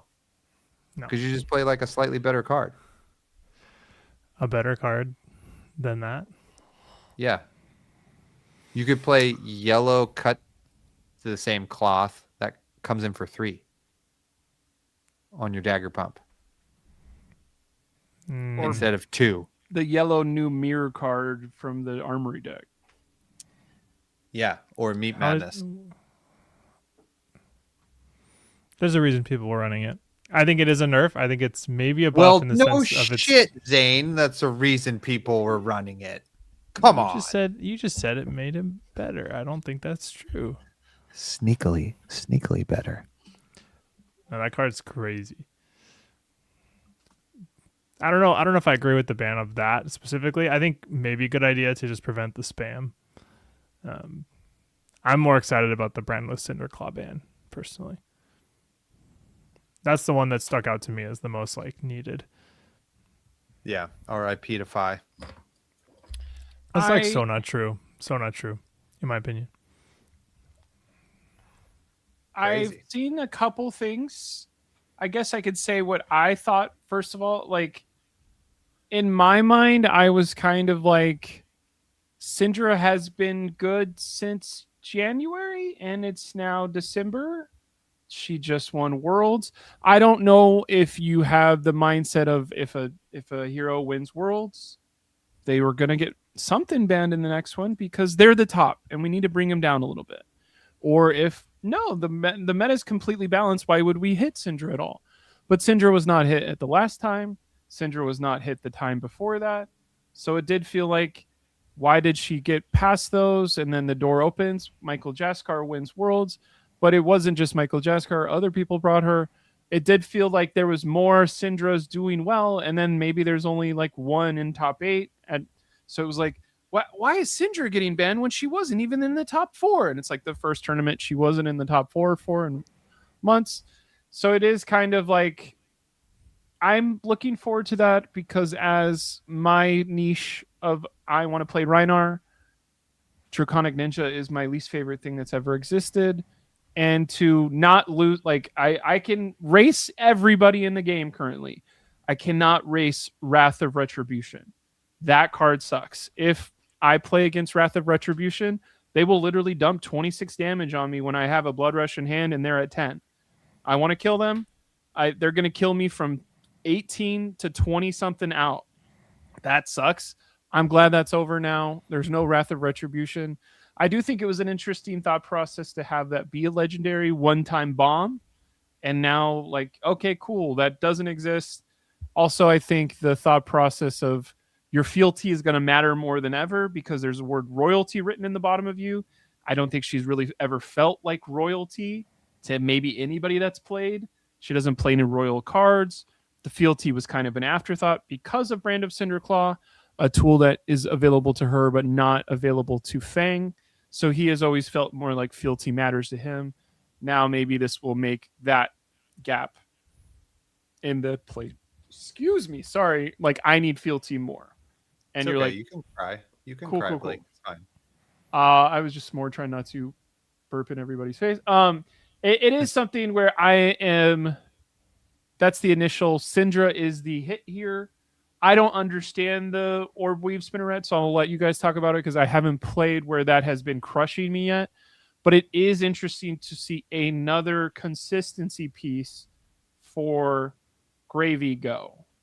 Of does Gravy need to take another peg? Like, okay, this time the consistency piece is a Majestic that we've had promo cards made for that some people are probably pissed about. And it is funny of, I think just as many other times it could be your High Seas, your Conqueror of the High Seas and Blood in the Water on the top 2. And you kill yourself because you didn't check or you waited too long and all your blues and yellows are gone. But most of the time you're going to hit. But if you hit 2 blues, it kind of sucks. If you hit 2 yellows, you're fine. But a red and a blue, a red and a yellow, like I think there was some nuance to playing that card that good people I always did it blind because I'm stupid. But whenever I hit a blue and a yellow, and it's, oh, this one says get an action point. You're like, yeah, I'm a god, and it does. It's a card that high rolls, and you have 5 resources after you play it. Like, it makes sense that it's gone. Can you read the chat real quick? Just make sure you're up to speed. Why play better cards? Maybe Does that Gravy- latest. Does Gravy need to get pegged? Tune in That tonight. that is what you said. That's literally like how you led. You were just like, you meant to say down a peg, but that is what you said. Oh, Getting no. him. This is The not the chat's card I ablaze. wanted. This is not the card I wanted to see go for Gravy, but I also do think it's a good choice. Like it's the card that is the most unfair when it's on. Like when you hit a blue in Sawbones or you hit a blue in Rigor Mortis or something, it's just like crushingly powerful. I'm surprised they didn't take one of the allies because the allies are so tuned, it feels like, you know? I think people get attached to the allies. Like I know that's like a silly thing to say, but like people were talking about Chum. Like, maybe should Chum be legendary? That's an interesting thought. But like, I think that they work really hard on the allies. Like the Draw My Dragons are really cleverly and well done overall. The Prism Angels are all really cleverly like designed with each other. I think similarly with Gravy, I think the allies are like really well integrated with one another. Now, maybe are they too powerful? That's a separate question. But like, I think that they will leave the allies to the side when it comes to ban lists until they like absolutely have to. Like they've never touched a dragon, they've never touched, an angel, and I don't think they're gonna touch a necromancer ally if they can avoid it. I know, which is annoying because those are like sometimes kind of the issue. You know what I mean? With the necromancer class, yeah, the allies. Yeah, or just in those other ones like I think that's a cool thing to do as a precedent, though. If we're just going to hit all the other stuff around the allies, and that way, as we're designing allies, know not to either make them busted or like it's the card that goes with this that makes this so good. I mean, I think people do get more connected to Chum, the card, than they do to Chart the High Seas. Like, I don't now, even it's not even Chum that bothers me. It's like the fact giving an example, but yeah. Yeah. I just want it to be clear that I'm not on the I hate Chum train, It's more like freaking Sawbones that freaking drives me nuts, dude. That card is like too good. It comes in for 6. You have to kill it with a 3. You can fuck up and it saves you a damage also, like it's just like a whole freaking thing, you know. I'm so glad they banned stuff. I don't even know. These aren't really what I would have picked, but I'm not a game designer. I'm not going to critique them really. I think I'm just glad they hit something. And, now we have like a whole new thing to figure out. And the community can get split where people are like still on Syndra trying to make it good. It's probably still just good, and then other people are like, it's dead, so we'll have this weird dip in representation and then it'll rise back up as people figure it out, etc. So it's good. It's very, very good for the game. All 3 of us are at least part-time Earth enjoyers. Yeah, what happened to Carapace? How are we feeling about Carapace leaving? Because that is a card that I figured would be potentially on the hot seat. I don't think I expected 9 copies to go. I thought maybe the red, make people play like an underpowered yellow if you want that effect. But when all 9 went, I was pretty surprised. And I see the thought process of tying decomposition to proactivity now. But now, like, you very literally have to attack as Verdance. Like, you are required to attack as Verdance if you want your hero text. I don't like this. I think it is kind of every time we pat them on the back and say something nice, I think Carapace is one of those pats on the back of I like the balance of if I draw all my defensive cards quickly, I can go online quicker. That's up to me. I could put I did play before the stack Florian showed up. I played I think 8 or 9 copies of Carapace. I think it was 3 reds, 3 yellows, 2 blues. And when I did the blue ones, they were like, what the hell? And I was like, trying to get online as soon as possible, not waste my turn by sending a 3 for 6 or a 3 for whatever. I want to do split damage. Like, this is what my deck's built for. And I think the flavor, the fun, like Earths are big attacks, big defense. That's what we decided with our heroes as Briar and Oldham. We have Channel Mount Heroic, but we also have Earth does prevention. So like I think it sucks a little bit of we had some more life split cards, but we didn't have more decompose since this set, right? There hasn't been a decompose since Rosetta. Correct. Okay. Which I still think Light Up the Leaves should have been a 3 for 5 decomposes. If you deal arcane damage, then you make a embodiment of Earth card. That would have been insane. Would have been okay. sick. Would have been sick. I like the Carapace hit for Huntsman. Makes it so you got to keep attacking me, which I appreciate. Less D reacts to stop my bullshit. That's great for me. Carapace, and it's on the pod. You can go back and listen to the episode. Is the reason I thought Earth all of a sudden design was super cool. I was like, oh shit, we can decompose on my opponent's turn. That's freaking awesome. But I understand why it's getting hit. And it's like part of the time Verdance doesn't need their hero text on to like do the stuff. You know what I mean? But it does hurt. The biggest hit is like potentially you're gonna have to use your felling for 4. You know? The first one, potentially, rather than it coming in for 8 and then 8. Just and draw then 8. just draw your tillings. Like we might be playing blue tilling now, you know, so like make sure that we hit a tilling before we hit a felling. Yeah. Or are you ready, kids? So tomorrow. We got ourselves the arcane only Verdance. I was already thinking about taking the Carapace out as we were doing it. Put the shelters in instead for the 0 for 4, and it could block some other stuff. There's no longer Kano, so people are taking their AB2s and 3s out.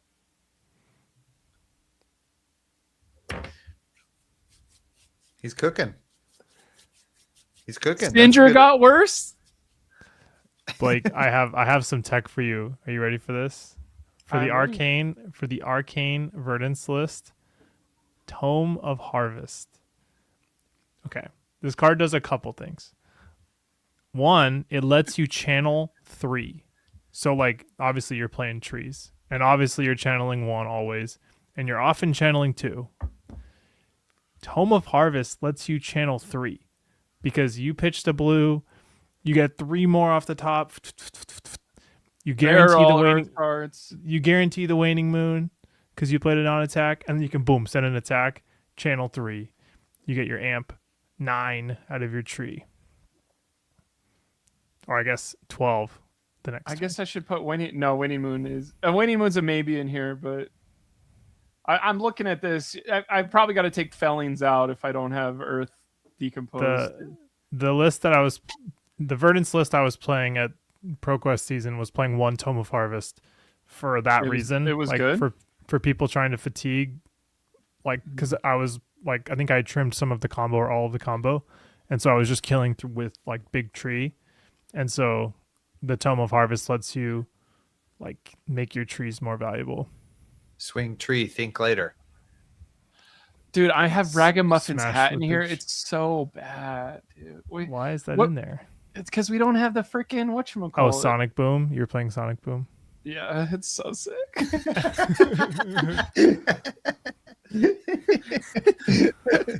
I think as soon as it's like, oh damn, are people still gonna run AB3 against Verdance? I mean, the people that have it in the deck, but I think a lot of people are going to be trimming it. Yeah. Like, what? Why would you play AB3? Like, you don't need Because it I'm against coming Cecilia. for your ass, bitch. Yeah. So now I have. Should I play Rhinar? Like, legitimately, it was frustrating because I showed my Rhinar deck to somebody that's a Rhinar fan that I've talked Rhinar for before.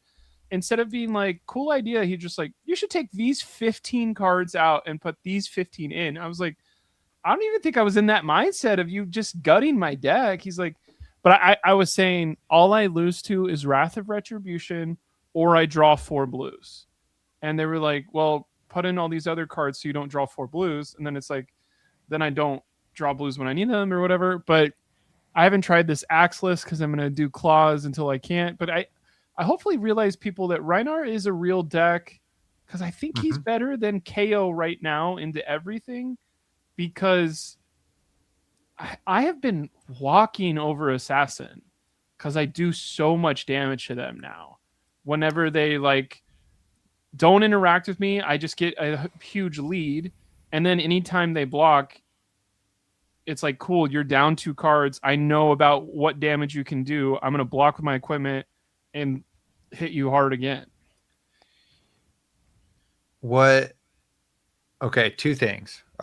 Question for the chat and for y'all. First, I think everybody who has a main class, all of them are on the whiteboard explaining like, this is why it's our time right now. You know what I mean? Huntsmans are doing it. Rhinars are doing it. Dorinthias are doing it. Katsus are doing it. Like everybody's all Arcane Verdance ready. Players are Doing it, you know? So Pleiades is thinking about it. Fatigue Jarl. Everybody's like, it's our time, which is awesome. That's what the band should do.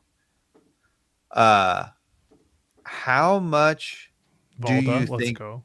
Yeah, Valda. How much do you guys actually think this knocks them down? Like, is there a new best deck, or is it just we're still playing these 3, but now other heroes can beat us? Blake, you go first. Okay, perfect. I was waiting for someone to say that. So I think I'm being honest whenever I said the thought process of I don't want to play 6 Syndra in 6 rounds as Reinhardt, but I can beat 1 or 2 if I draw well, if I know what I'm doing. Maybe now they're going to brick. They're never going to draw Wrath of Retribution. If they draw Wrath of Retribution, I lose. Now they're never going to draft, but what they draw, but what they are going to do, their Mask of Momentum still hit. If I draw my go again cards that don't have a block in the bottom right and they're popping off, I just die. Like that's still what's interesting, and I don't want to say this lightly, but Ninja is not brain dead. It's consistent as hell. It feels brain dead because it's consistent as hell. So their consistent as hell is going to beat every low roll they play against. Mm-hmm. It may lose to some high rolls, but it also doesn't lose to every high roll. So that's why they're going to be 58 to 61% in tournaments. And you're going to be like, how does Syndra not have more stuff gone? And you're like, but when I'm racing people, I have been doing so much damage with Rhinar. This is the most damage I've ever done with Rhinar in my life. It feels amazing. The card I lose to every time, no matter how much damage I do, is Wrath of Retribution. That is the only card that I have consistently lost to every time. So I'm glad it's gone. And so I feel like, holy shit, that would be great. So +1 for if you're thinking the brute way, and if you want to do the KO version that can play that new card Buck Wild over and over again and just go again and do go again, claw. Oh, this one had a strength on it, whatever it's called.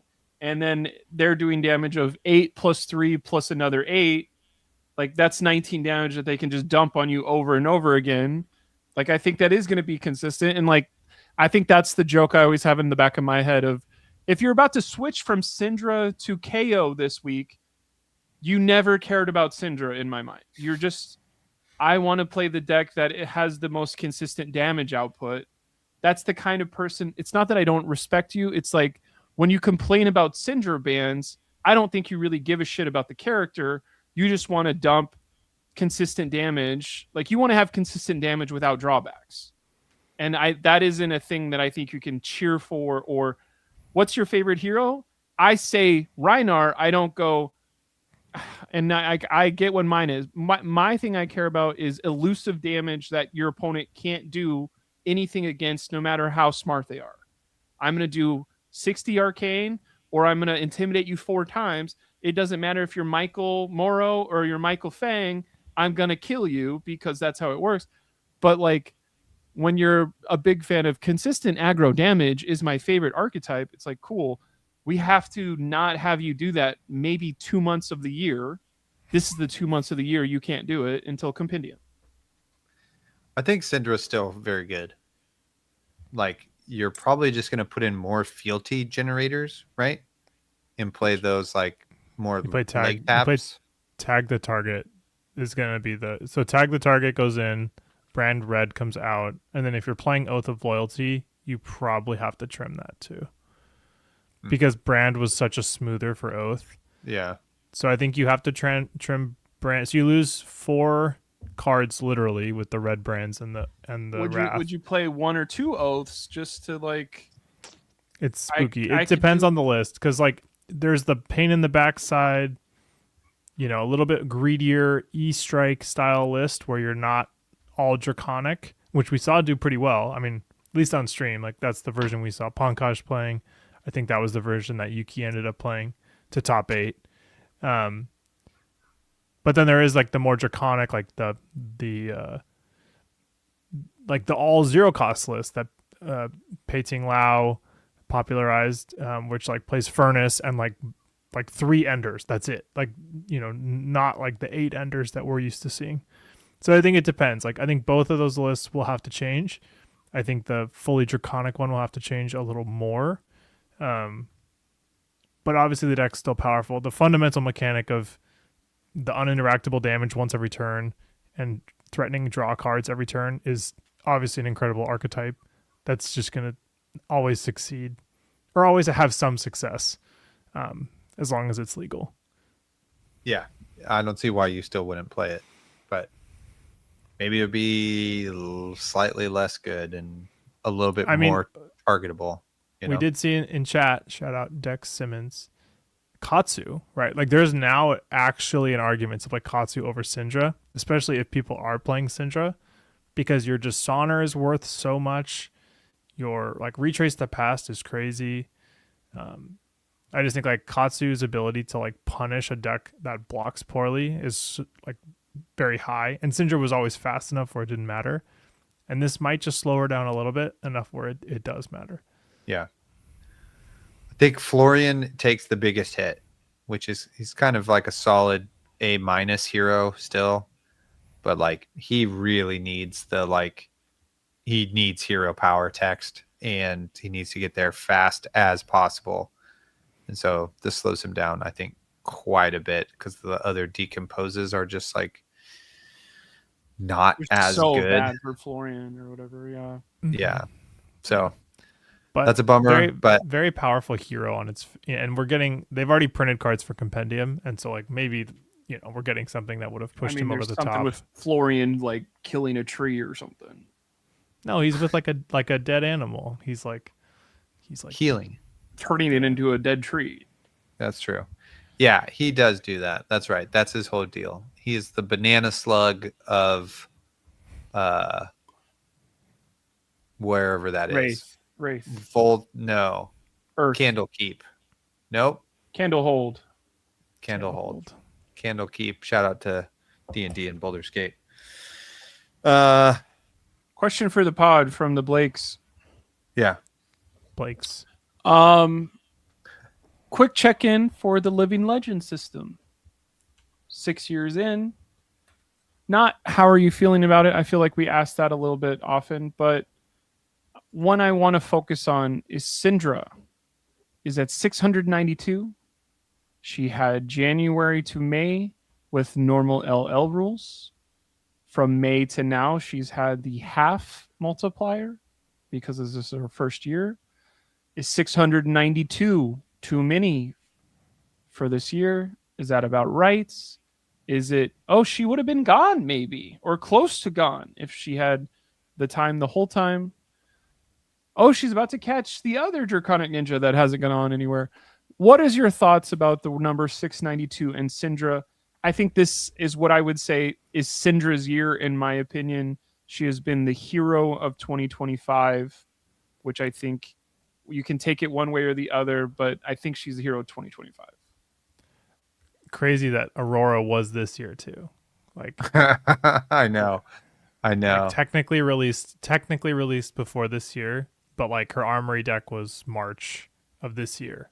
That's crazy. And because of the differences in the LL system, like how we perceive them is so different. Yeah. And again, I've hammered this 1,000 times and I will keep hammering it because it is honestly like very annoying. But Syndra getting 50 points for Worlds when Icelander got 300 is like obscene. Like I think the 50% multiplier is a good concept. I don't know if the Worlds and PT should be modified. Like the biggest events, like let them get the big chunk that they should be getting. Like 690 is too low for how much she's been in our lives and winning tournaments. Like, yeah, I agree. I totally agree. I think I talked about it this weekend. I really think they've overcooked with the new LL points. Like Verdance, I think would be gone too, right? Or okay, is whoa, slow down. Verdance is at 642. yeah, and In she would be at super season, she has 412, which is a lot. But she's not getting halves right now. But yeah, She's getting fulls. Fulls. But I don't know. I think it's just like we wouldn't have needed a BNR. You know what I mean? It's true. Which but we would have lost a hero, and then there would be people complaining on Twitter that their $1,000 deck is banned. Yeah. But your $1,000 deck got you $100,000 this year. Like, which one do you want? Do you want to have the shot at the $100,000, or do you want to have $1,000 deck? Not to just take over the conversation completely. Well, no, it's just it's the problem the game is always going to have, and I've talked about it on the pod many times. Like, you've made a game that's hero centric, right? And people, some of us on this podcast, relate very heavily to particular heroes. And if that hero were to leave, that would make you sad then. And then you go on Twitter and you complain. And it's just an issue they are going to have because of that. You know what I mean? So I don't think there's a right way to solve it, but it is interesting in retrospect to look at it and be like, Cinder would be gone, you know? Verdance maybe is at 800. Who knows, you know? Mm-hmm. Another quick question for you guys. Will we have... Let me ask a multi-tiered one because this is how we cook. Will we have another change to the Living Legend system in 2026? Will Living Legend system make it through 2026?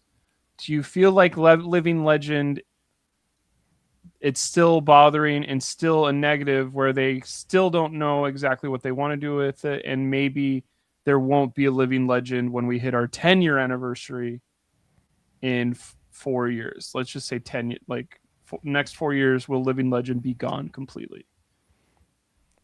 I really hope it's not gone in 4 years. Like, I think the Living Legend tournament doing poorly probably doesn't help. But I really hope that we don't scrap it. I think the iteration, like Taylor's word of overcooking, I think is a good way to describe it. But I don't think that the answer to that is like scrap it. It's just like dial it back a little bit. Like the 50% thing is, you know, people had a lot of opinions. I really don't think it's that big a deal. But I do think that it shouldn't apply to Pro Tours callings. Like, the big stuff, like if they get their signature wins on these big stages, like they get the points. Just don't like let a hero like Aurora evaporate because she cleaned up for a month in ProQuest season. So I think we've maybe overcooked it, or we've taken it too far. The water's too hot. Let's like cool it down a little bit, but let's like keep this pot going. You know, let's not like just throw it out because it's annoying for some reason. Yeah, I mean, I don't know. Next year we're going to be having the same conversation. I don't think so. You know what I mean? We'll just be freaking used to it if they keep it the same, or they will change it. I would say they keep it for this whole next year, is my guess. And in 2027, they're maybe going to revisit it or something like that. You know what I mean? Because they could be more heavy-handed with their bans, you know? They know what would totally nerf a hero, etc. You know? So do we. Need so some wine to deglaze. That's exactly right, Indoor. That's exactly right. shout out So to a little Simon. little burnt on the pan. We need to deglaze it. There you go. Perfect. I do think that LSS won't have Living Legend in 2 years, and I think they're prepping us for it. And I've heard that theory. I think me having an investigative journalism mindset or segment where it's like, what is Compendium doing? What is Sage doing? What is this doing? Like, hey, they don't want to make Betsy cards for the rest of their life. So, They only need one more.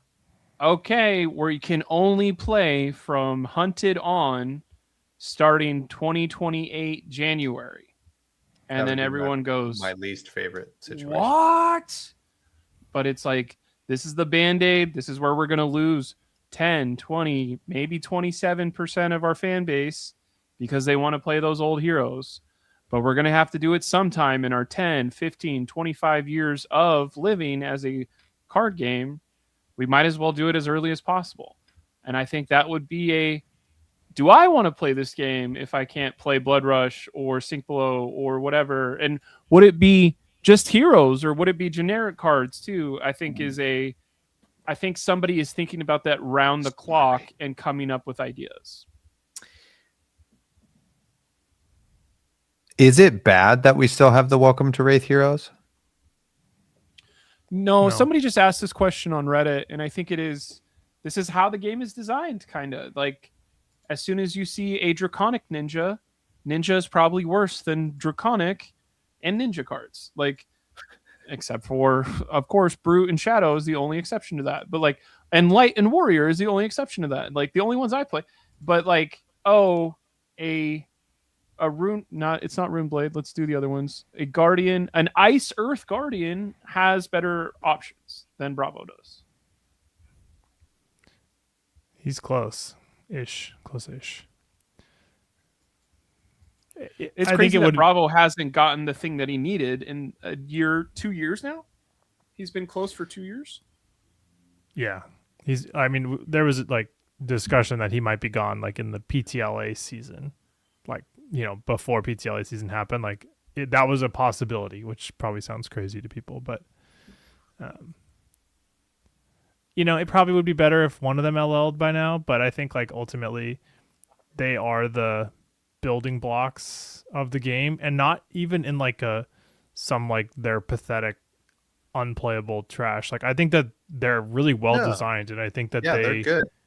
Like you can justify bringing them, and I think that that's like I think they really nailed those designs and the balance of them.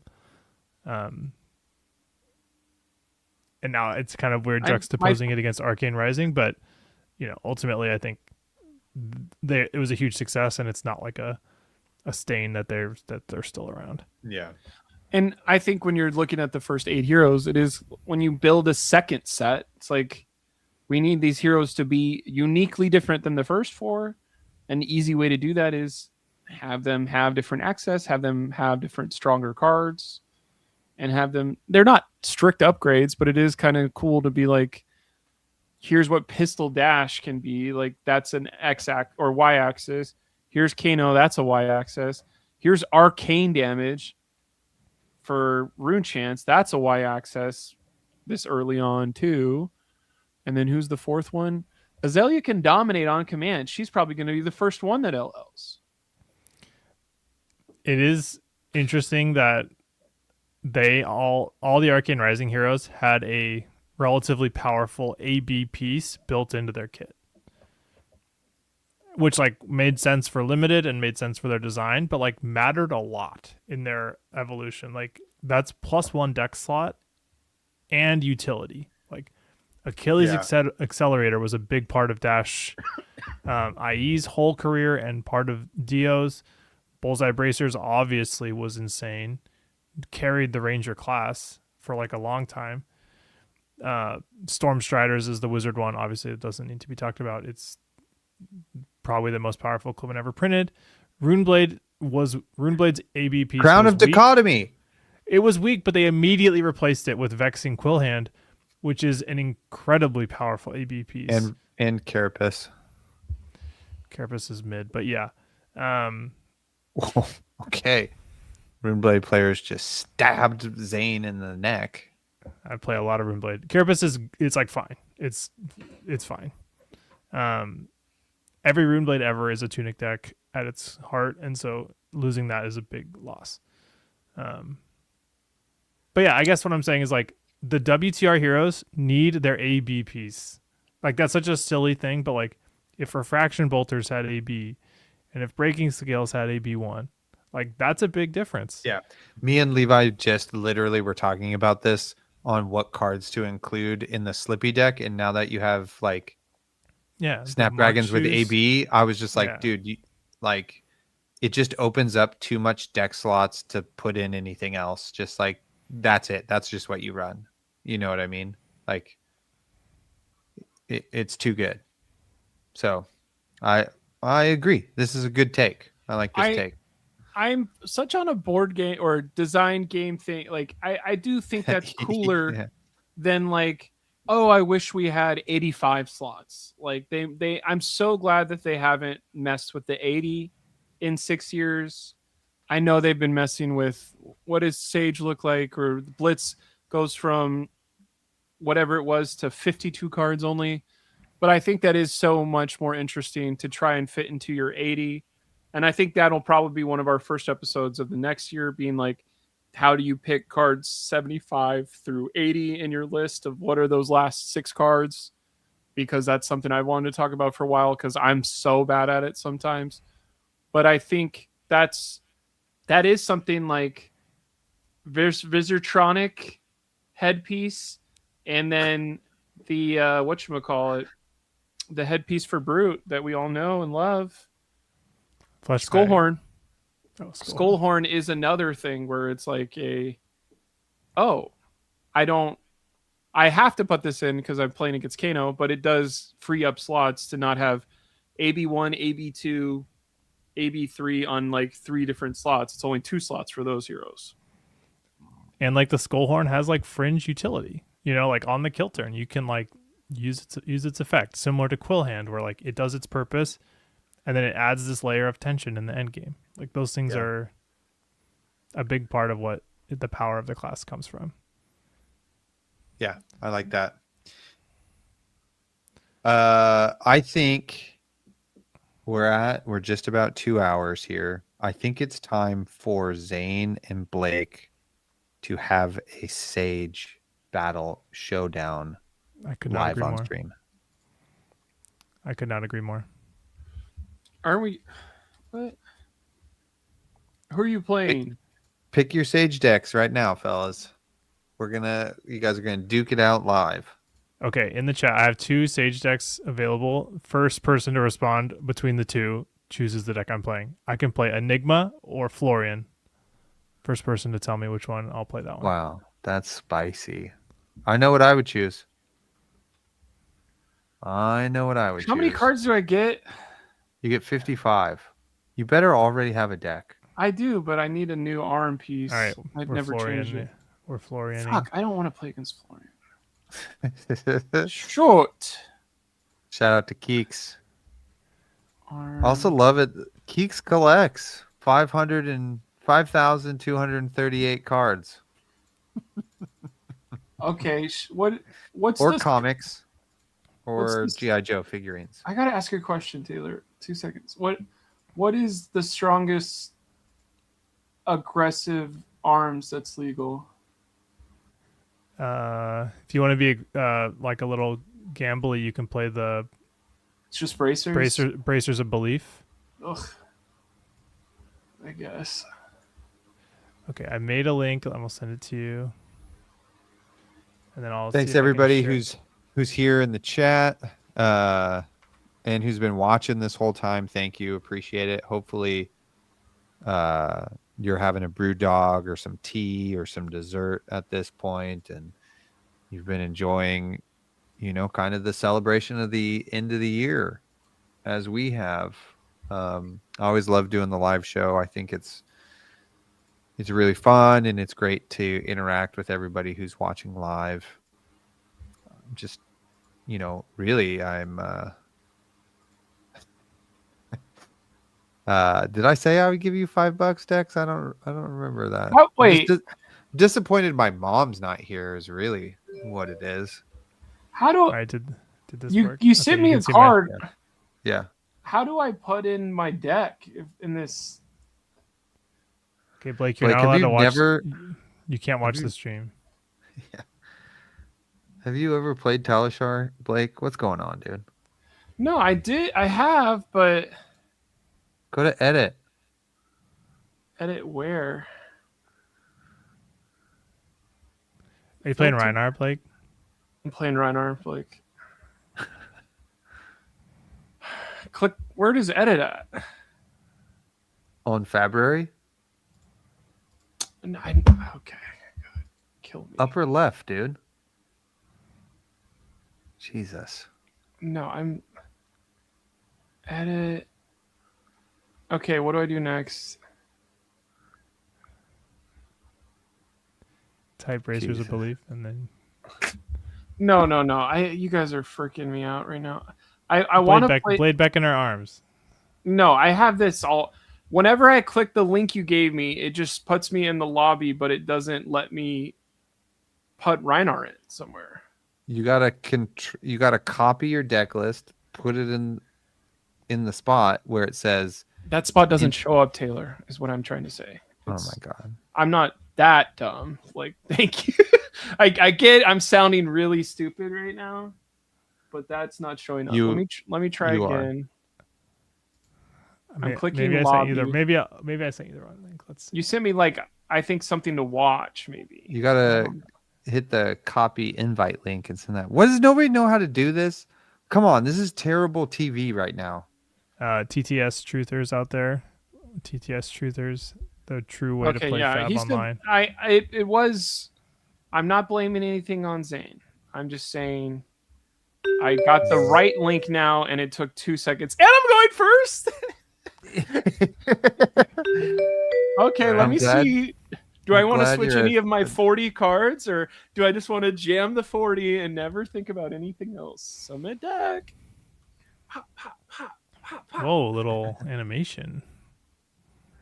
Jeez, you guys haven't played in Swing, forever. pooping. Push. All right, put it in the chat. Who you think's gonna win? Is it gonna be Blake on Reinhardt or is it gonna be Zane on Nebula Blade Florian? Wait, Nebula Blade. You better believe Hell it. yeah! Shout out to Blake, who's attack action blah instead of. Oh, get rid of that card, bruh. Pop, pop, pop, pop, pop. Oh shit! I don't have 2 claws. You guys, I know we're live, but this will eventually be on the podcast link. You either need to shut up and let me commentate, or you gotta talk through your whole freaking turn. Zane's at my God. 14 life now after turn 0. Let me 14 to push 20. undo 30 times so I can narrate my. All right, Zane, do whatever you want. I don't care at all, bro. You're so dead. Sift, You're gonna go get more cards? Play your instant. I don't want to use bark strapping. Okay. Zane plays Sift. He sifted away a card. So now he can decompose, which is kind of legit, coming in with red cadaverous tilling. I Pretty don't good. want to use bark strapping. I don't want to use bark strapping. I want It's to funny use that it bark makes you choose cards to banish when there's only 3 cards in your graveyard. It is funny. I'll Blake block, blocks 3. I'll block 3. Take 5? What the hell? Good thing there's no fucking D-reacts in this format, bruh. You're dead. This is barraging beatdown. Red. This is famously hate barraging that card. beatdown. Red. Oh, no. This is pack hunt. Red. Red. This is 14 with go again. Where are you gonna going? break Barkbone now? Don't have a D-react, please, God. Zane's blocking 2 on 14. He's at 14. Let's Zane's go. now at 2. Should I go for the kill with Barkbone strapping? How you feeling? Sure. You feeling? Why not? You already blocked with it. 4 or higher, I win. No! Shoot. Roll to 3. 1 resource. Pass his turn. Freaking Oh, cheaters. we're so back. I need the resources now. Can I switch? The card you left in hand was like the one I didn't want to block with because I wanted to decompose. Nice. The sound effects are great. What chat says. Rites of replenishment. We're going to Tell- fuse. That's tell pretty someone- good. No Tell fuse, no someone fuse. who No cares. fuse? Why would I bottom an earth card? I need that over there. This doesn't have Oh, go you're again. right. No, bad choice then. Does it have go again somehow? Maybe you could use your shoes or something? Helm My of Lignum shoes? Vitae. What is this cheater bullshit? The Helm My- of Ligma. My fucking hand sucks. Sorry for all those people watching with their kids. Blake blocks 6. Fruits discard. Zane goes to 4 life. That's pretty good. You remember that super cool turn I had last turn? Yes. You're going to Arsenal pass. I should have used Brace of Believer. Probably. Romping Club. This is for 4. Interesting. Interesting. Zane, interesting. Use your helm. Dex says, Blake, don't let us down. I can't They're look at not- the chat because They're not this- wrong. if you heal, I'm so pissed. If you use Arcane, I'm so pissed. Oh, You yeah. better not have any healing cards or Arcane cards in there. Ooh, this is so interesting. The lines, there's 2 ways to take this. I think I have to decompose, but I'm tempted to take the other line.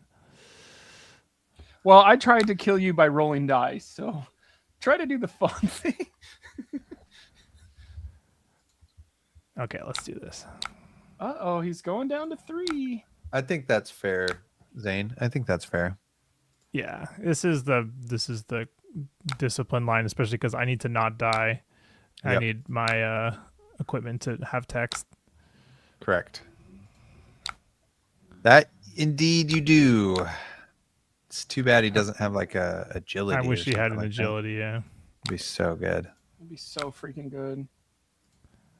Heck yes, we want to decompose. Zane on his turn played Arcane Seeds Life. Gained a life. He cheated some both ruiners. ways of healing and making Arcane. Which Blake has no AB. Blake has no cares in the world. And Summer's Fall came in for 6 there. Okay, I'll start with Bracers of Belief. What Here we card is go. on Do we top? believe? Oh, I accidentally passed my whole turn. Don't do that. Okay. +2. Great. So you Braziers have of a Belief. Goliath gauntlet. That's right? how that works. Or wait, No, it's +1. +1. Yeah, you're right. It's How Goliath about- gauntlet when it's red. Yeah. Barraging Beatdown. Yellow. How about Barraging Beatdown? Blue. High Roller. Not intern. What the heck? Stop. High Roller. And then play Beast Mode. Wow. 14. Ah! Does he have it like that? No. Of course Zane not. blocks It's- 5. On You 14, just he's at 4. draw your barragings together. It's the He game's dies. pretty easy. Oh. All right, we're rematching. Game 1 Oh. goes to Blake. You know, in the Sage Battle Hardened, Reinar got 9th, Oh, nice. which I think is a really good call with the amount of Guardians that were being played. So Imagine. could be real. Let me- Dex says the power. Just like that. Oh, I'm nervous. Ooh, Florian gets to go first. Way different game. Did you change Gee. your sideboard? I only have 40 cards. I was talking to Zane. We all know you don't have a sideboard, Blake. He's passing? Yeah, like a normal flesh and blood deck. I'm thinking agility. Zane discards agility, gets an agility. I do not, but he did. That's what I mean. Blake did. Zane has priority. He still passes. Risky maneuver there, Zane. Risky maneuver. That was the safe line. I know, but still. Let's go ahead and see how many I Risky get here. having Ooh! risky having that card. Period. That's a little fun. Just believe me, play a lot of kitchen table against Reinar, been in this exact scenario, and you just hope and pray. Just hope and pray. The master at work. Agility token, smash instinct, 6 intimidate. Go again. You gonna react over there or something? Oh, what for? You didn't do. That makes this worse. Zane just takes 6. man. Let's make his bitch ass block anyway. Then 8. Ropping Club for 8 after Baraji beat down. Oh, there was a barraging. Let's see. Dex says, I watched a couple of those Battle Hardened Reinar games. Actually. They were something to watch. But they were fun as hell. Oh, a perfect block for 4 with 2 cards. This deck is crazy. That's a pretty nice clean hand there you have, Zane. Not the cards I wanted to keep, but these work. Yeah. Gets to play out gotta- Incantation. I gotta read Into some of your Nebula cards Blade. now. Bro, you don't know this Everfest banger? What does these do? 1 rune chant a turn. I guess you Until don't I'm have online. a Vincent in your meta, huh, Blake? It's a Vincent staple. This was a Viscerai banger. No, I was talking about Nebula Blade, brother. Oh. You know what Nebula Blade does? I'm just Come saying on, you didn't use it once last game. Okay, let's All use right. this one. And now this one. Beckoning Bellow into, I don't even know what this is. Rawhide Rawhide. Rumble for 9.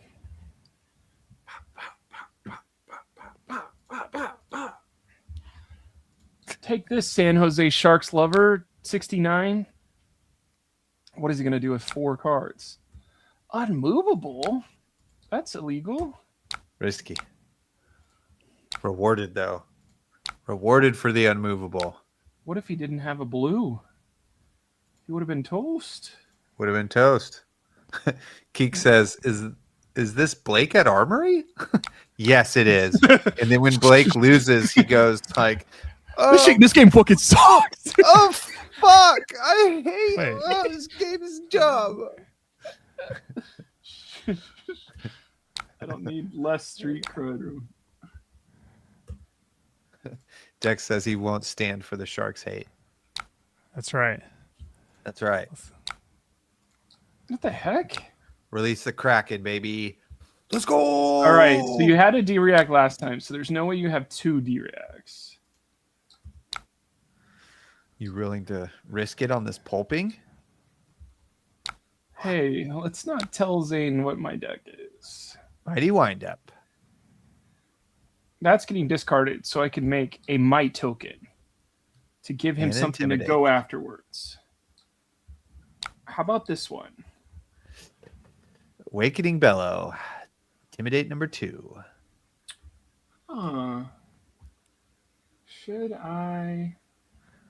I guess I should, just in case you have another reckless, or what is it called? Unmovable. I'll intimidate your entire hand and do 9. I won't block, actually. Take Zane down to 6. Blake's at 13. Intimidate 4. Pretty good.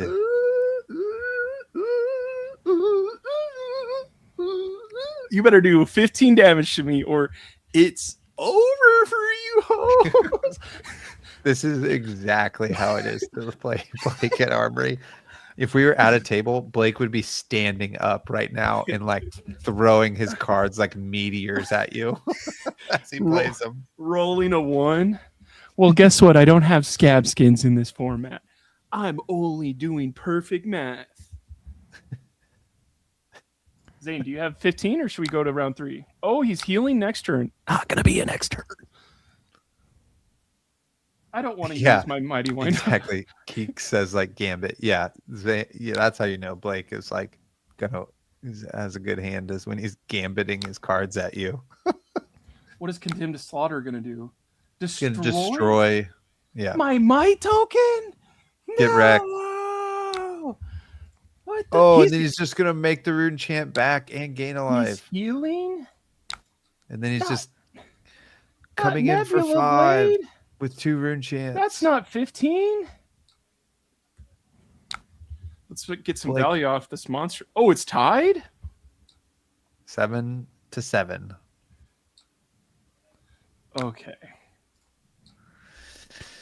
Start this perfect turn off with Bracers of Belief. Let's get it. Do we believe? We're going to draw a Smash of Instinct next, so let's not blow it. Because I play Savage Feast. Get a free action point because I have these cool shoes on. Breaks his trackers. Savage Feast. Extra For 7! You thought it wasn't coming in for 7. But it is, bro. But it is. Do you think he has Intimidate on this next one? Fuck, Oh, he does. He has equipment? Where the hell did he get that from? Oh, it's much your damage toast, can I bro. This thing's coming in for 6. How much damage? The Smash Instinct's coming in for 6. How much damage can I do? Can survive with Blade Beckoner.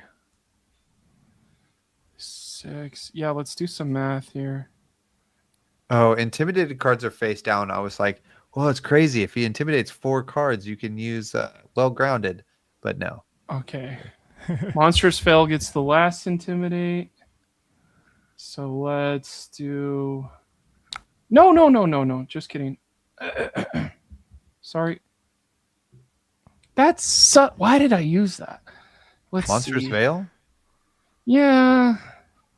I guess Smash Instinct had the Intimidate anyways. Yeah. I'm gonna save it for when we go another 10 rounds. This is why the Reiner players lose. They just are one off. They heal. It's a disaster. Zane survived at 1. Because he had Blade Beckoner, so he's not dead.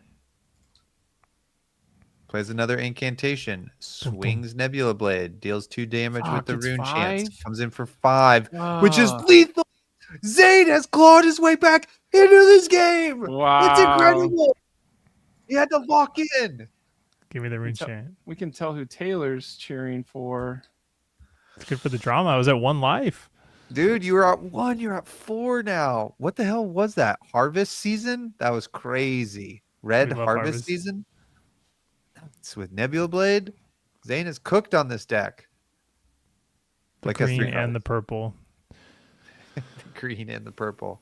It's That's too what the good. deck's called. Green and the purple. Interesting. Nothing I can do has a big number on it. Yep, you're gonna get 2 rune chant. You're dead, Blake. He's gonna make 3 rune chants. You're dead. You have to kill him. He has the Well, rune chant I hand. I shouldn't have used monster spell last turn. Let's go back a bit. Totally huge mistake. Yeah. Should have. This game sucks, man. What the hell? Here it is. You guys are getting the full armory No. Blake experience. Well, don't look at that. Don't look at that. Don't look at the yellow. He just comes in with romping club for 4. Just block with the 1 damage block, please. Zane blocks for 4. It's coming in for 5, loser. Oh. Blake Okay, is- so Rune. three of my cards don't block. Rune hold release. And he plays the Summer's Fall to bottom the agility. Okay, We're so going whoever, to a game 3. So whoever goes first. Going to a game 3. Let's Here do we one go. more. Let's the rubber match. So whoever goes first gets the upper hand. So I'll go first. I'm gonna do. Does the chat like this stuff or no? Is this blanket armory? Oh, you guys said all this. Yeah, I've been keeping you Okay, abreast of making what's sure. been happening. I don't know if I'm like this at armory. I'm kind of more subdued. Jesus Christ. Oh, Zane, do you have a D-React in Arsenal? What do you think? I think I'm gonna bracers then. Turn 0, bracers. Blake's going first. This is Oh for all the fuck! money. Now I know what's on top. Break your monstrous veil, dude. That's a miss. You've drawn But I- pulping on going first both times. But I'm not gonna hit the non-6 on top. Please, let's go. Are you gonna break your trackers? I would never. Pulping comes in for 8 because of Braces of Belief hit a red, which was barraging. Peak entertainment here. Should Sage be a best of 3 format? We'll wait until Compendium comes out. It kind of feels like it, but like if they ban all the 4 blocks from Guardian, then yes. Like all the yellow 4 blocks that are stupid. This is the barraging that we saw earlier off the top of my deck. you That'll also intimidate a card. you lose a level of you could surprise your opponent with a off meta pick and steal a game. Steal a game? You mean like dealing 11 turn 0 or no? Stealing. This is how my deck works, brother. Somebody said that to me. We didn't talk about our real decks and our real CC format that we like to play, but You somebody can go ahead and pass priority whenever you get the chance. Okay, let me. I won't use Barkbone Strapping. I'm done. Zane is at Another 9 health to Blake's 20. So That's after turn 0, just to be clear. Turn 0. Now it's turn 1. So what I'm trying to say is I played against a Gravy Bones and I I've been beating the ever living shit out of Gravy Bones by 20 with this Reinhardt deck. And one of the Gravies on the second time we played was like, what is it called? Chat invite or something. And I was like, what is this bullshit? Like, who cares? Nobody, like, this isn't how this. He was like, are you insane? I was like, bro, this is how I built my deck. This is just real life now, brother. You drew it so you could get red pulping turn 0 every turn? That's how you designed it? Is this how Zane is at Armories? What was I going to say about best of 3 format? Oh, yeah.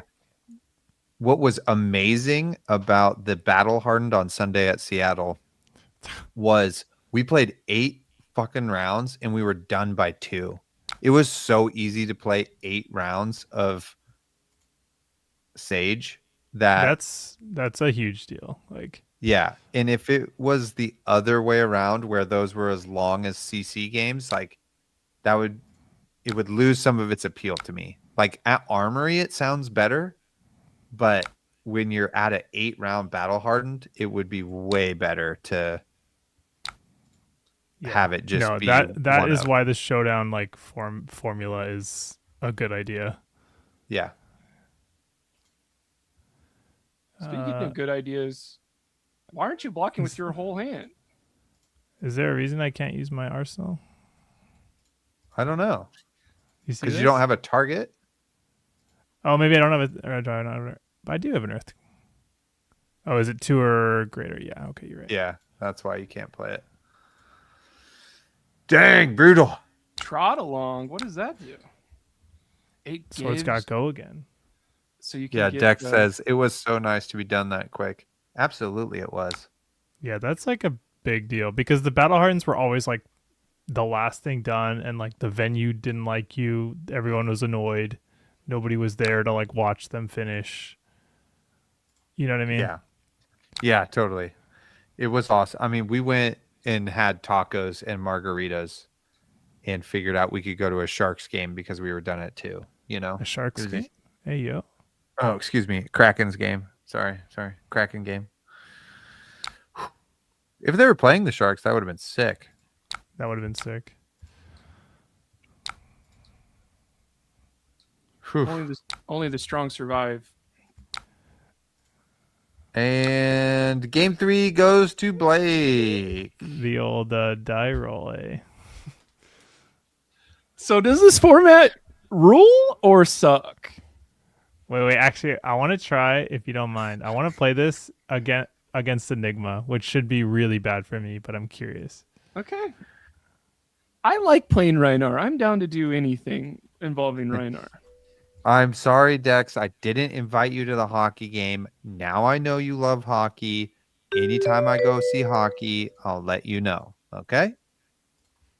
We're kind of brand new friends, so it makes sense I didn't know that about you. Oh, you're Also, sending if me you were- a new link, right? If has you were to be such new, a hockey yeah. fan, why didn't you tell me there was a game and invite me first? Okay, you can't do that. He didn't know better. Fake friend, shaking my head. Okay. All right. Oh, I won the die true. roll. I'll go first. I keep going to look at my deck to do something, and it's literally I only have 40 cards.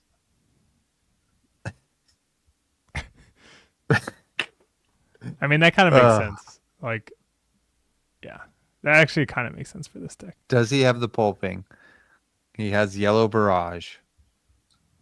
No, no pulping this time. Just wrecking ball. I thought that was a weapon. Yeah, Zane, you might want to not block with anything. What does wrecking ball do, Blake? It intimidates twice. It intimidates twice. Yeah.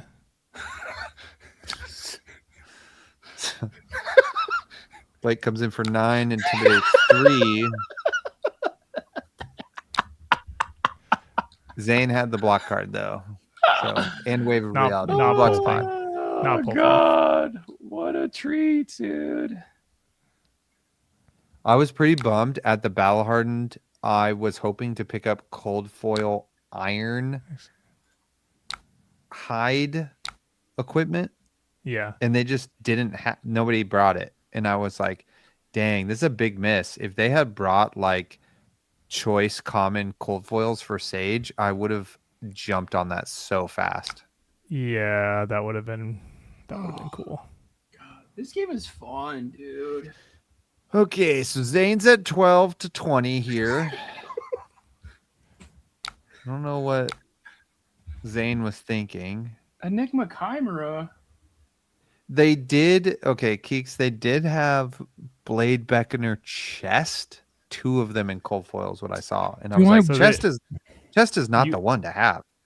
The Ironhide is like obviously worse than Blade Beckoner in general in this, except for against Azalea, where like she's insane. So Well, I was running that's why Blade. that's why I have Ironhides in the deck. I was running have- Iron Hides and I was running blue Brothers in Arms. So off of blue, you can block 8, which is really good against the Guardians, especially flattering Bravo. Sorry, what did you say? You were running 4 Iron Heights? No, just 2 and Brothers in Arms, so you can block 8 against flattering Bravo, who like dominates you all the time. I see. Yeah, it's super good. Or it's really good against go wide decks too, because you can block 2, block 2, block 4 off of blue, or block 4 and 4, and then still send a 1 cost, or not even still. You can't, but you can then. You get what I'm saying here. Yeah. This is making me nervous. I've played as your Enigma deck when you put it in there, so I kind of know how this stuff works. I couldn't play that freaking Moon Chakra card to save my life. I mean, it's Dex just said. prevent 3. Keek says Azalea never misses against me, or at least that feels that way. Dex said I got destroyed by an Azalea at the Battle Hardened. Bummer. Yeah, I mean, I think destroyed an Azalea at the Battle Hardened. Okay, play something with Phantasm. Also, sorry to that Azalea. But I'll tell you what, Red Arctic Incarceration is pretty sick when they pitch 3 reds. yeah. I mean, I think Azalea is like one of the strongest decks in the format, but Icelander is one of the ways to get around that. 3 damage. I'm trying to think of how this works. I'll block with this because I don't have shoes. I was playing a Enigma that was running the Reality Refractor. It's banned. No, Iris Oh, of Reality. Yeah, sure. Pretty interesting. Yeah, totally. This is Awakening Bellow. God, Zane's so good at getting me right after I click it, where it's like, you want to end your turn? No. Okay, this is Barraging Beatdown. Respond with Ward, Zane. This is Pack Hunt. Oh, yes, all my ward that I could respond with. 11. This Pack Hunt goes to 11.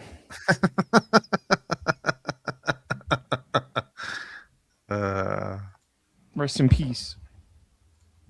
One of the craziest stories. There was a lot of crazy stories this weekend. I listened to like a radio show type thing, and they were like, there was at least 5 stories this weekend that would be like the most crazy story normally, and it was just because it all happened, everybody was like, who cares? This has Phantasm. Good thing I have a shitload of cards I can do nothing with. Spectral Prowler, baby, for Yeah. 2. You gonna pop The my blue. 2-power? Yes, chef. I mean, all of my blocks. Transcend. Got that 6 on 'em. Wait, Shuffle the deck. what? Your weapons also block? Blake still has taken 0 damage. You know, I'm a defensive deck. It's really hard to break these barriers I got, bro.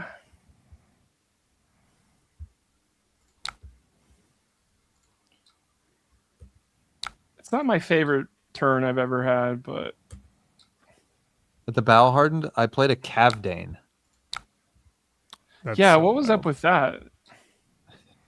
It was just generic Nimblism package, but it was like a close game because I could not map out what the hell they were going to do with their friggin' turn because I didn't know, you know? And yeah. This is going to be some damage. It also used Razor Reflex, which was scary. And then at one point he pitched like a yellow pummel. And I was like, what the fuck is happening in this deck? Like now I have to worry about if you come in with a 2 cost that you're going to pummel me. It was stressful.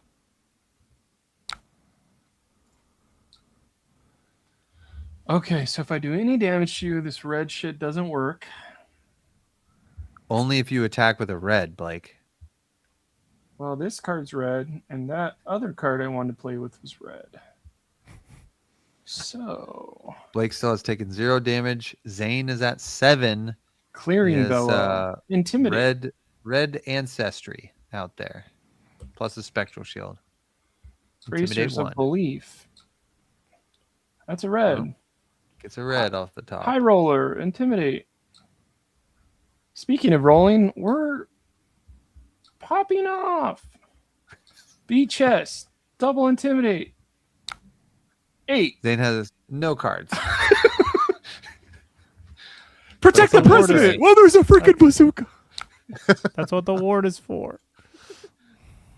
He's got Ward. Damn, that Ward did 5 more than I lives at thought it 2. was. This shit only blocks 2? Holy shit. So Yeah, it's not even good. I don't have go again, so I can't kill you with club. This is like the absolute worst hand I've ever seen in my life. Zane, I'm sorry. I'm sorry. Sorry. I'm freaking sorry, dude. Battlefront Bastion, I'll take it. Damage crossing the board. That was Blake takes Arkham? 5 off of blue Battlefront Bastion. I don't know. He could transcend. Let's go ahead and Oh, see look, what's cards that do something. That's so crazy. Monstrous Fell. Just high roll. Let's do it. Ooh, that'll work. Will that work? I don't have any go again. Not responding to the Intimidate trigger. Barkbone Strap. Oh, God, I always do too many. Okay, Barkbone Strapping. Oh, Zane, you're so good. Zane passes priority too fast for Blake. I'm used to playing with the slow Ira people from the whatchamacallit, internet. Pulping for 6 with Go Again and Dominate. Intimidate only 1. Mighty Wind Up. Intimidate on the stack. I'm gonna say some dumb Wait, shit. wait. Zane plays out something. Got to read his cards. Actually, this is interesting. Actually, we'll pass. Yeah. He passes. He's gonna get Gets around it. intimidated. He's gonna get around it. Oh, he's gonna stop pulping somehow. I don't. Does he have 2? Wow, he gets reacts? crazy lucky. No, but it won't matter actually because I don't have the second Ironhide. Or I don't have the second Beckoner. It's because the No. 4. It turns off the Dominate, or the Go. Plays again, but, Big Blue Sky and still dies. Wow, I forgot about Big Blue Sky. Yeah, I finally had a proactive hand too. Dang, I had both my Waxing Specters in that hand. That's the one thing about this deck. When I played it at Armory, I drew the Waxing Specters in the same hand, like 3 of the 6 games, and then it happened again here. Like I don't know what it is about the 2 Waxing Specters. They're always glued to each other. Sheesh. Well, So look at me sweating, dude. That was hard. Holy crap. I haven't changed that list at all besides putting in the Bracers of Belief since I mean, Bracers stage is was good. announced. Like Bracers is like unironically good. It's often 2 damage, and it also is information for the Monstrous Veil. Like I think it's probably what the deck wants. I mean, We'll I'm have to see. 75% win rate after the change, so You probably get scrapped by Chain, but yeah. shout No out box. what else is there? to Teklo Foundry. They're covering a lot of Sage stuff, and I think he was trying to get the Rhinar list that bubbled at 9th at the Battle Hardened, just to see what that looked like. So go over there if you want to see that content. Cross pollination, very nice guy. Knew who I was. Big fan of the show. Thanks for watching.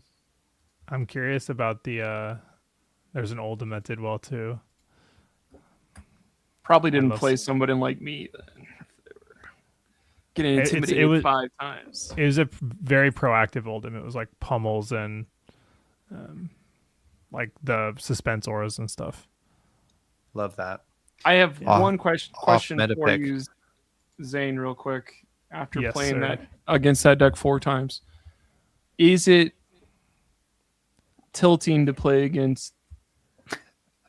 The I die got- roll, yes. The die roll being so important is annoying. It's the like it's the Phi in limited thing where like if you lose the die roll, you lose the game.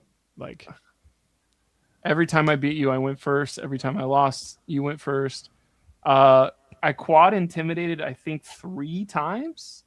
Like two of the games were pulpings for 8 on turn 0, which is like, come on, like you can't rely on that. Like, or I mean, unless you want to play more pulpings, like there's a world where you play blue pulping, it doesn't leak as much, but like just having the go again and like the leaking 1 or 2 is meaningful. Like leaking 11 obviously is the game is over, but I mean maybe leaning into pulping is an interesting approach, especially if Guardians are going to be meta, which they probably will be once Chain dies, when he dies. Oh, I've got.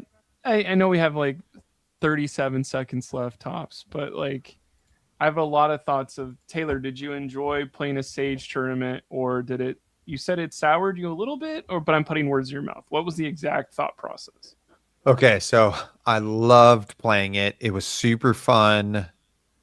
It felt like a new set had come out and I was playing it for the first time. Yeah. You know what I mean? And Just because the matchups are so much different than what you're used to.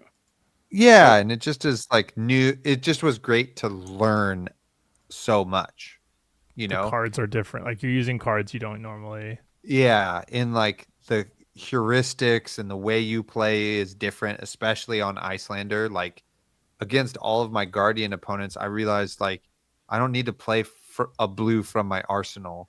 I just need to block 6 and then send either a red attack or a red spell. And so that's what I arsenaled. So I was playing the deck completely different with the same cards, which is what happens with like limited, right? That's like part of the fun of limited is figuring out all of these nuanced ways to play the cards. So I really enjoyed that. What was hard was how fast the format was at points. And if you brick a hand, you like lose is what it felt like. That was the salty part in the middle is where I was like, I just really haven't had any agency in 2 of my losses. And I wish that I could play like 3 more turns to kind of smooth that out a little bit. My like spicy take related to that is like they maybe should unban red sync below. Like don't give us all the D-reacts. Like leave Carapace banned, leave Flick Flack banned, leave like Fate Foreseen banned, but like literally just like sync below for its like slightly slower and slightly hand fixing, because like if you draw all red you die, it's game over. If you're playing Icelander, if you're playing Enigma, you draw all red, it doesn't matter. You could be playing like the Talishar dummy, like you've lost, you can't win from that.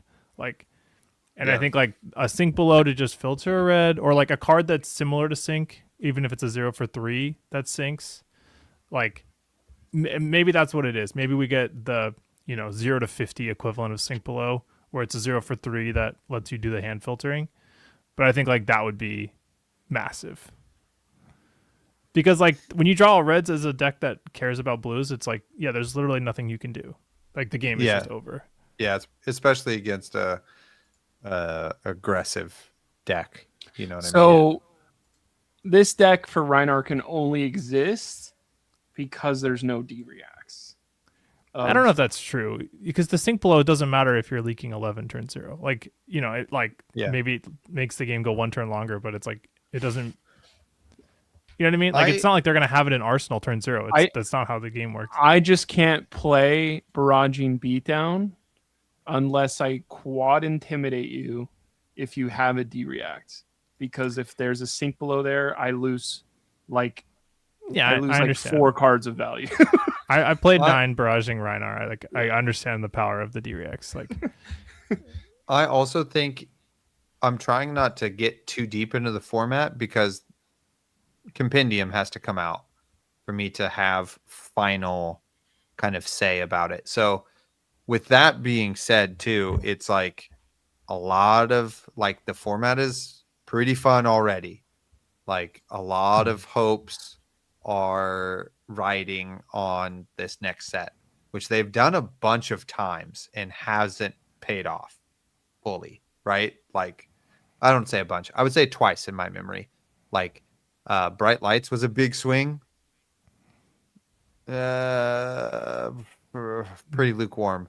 And then Super Slam also was like, this is pretty great. You know, this better be fun. And it was still pretty lukewarm, you know? So I don't know how many of the, like, are we going to have 2 of those back to back? So what I'm saying is my expectations are high and I really should have them be low. I was talking to Carolina, shout out to Carolina, cosplay extraordinaire.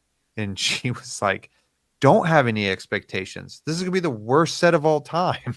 It's totally going to suck. And I was like, it's maybe a good way to think about it. So It's a way to think about it for sure. Well, one thing that we do know from the new cards spoiled this weekend is nothing. So that's something we can go on. I think that's something I want to thought process finish. What I'm saying is like, why do we do this? Can we get a new marketing department?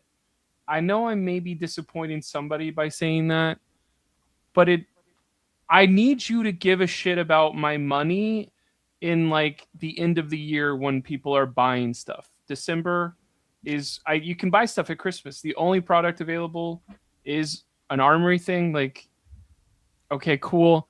I want to buy stuff in January because you have had a set in January for like the last 3 years. I want to know what's in Compendium.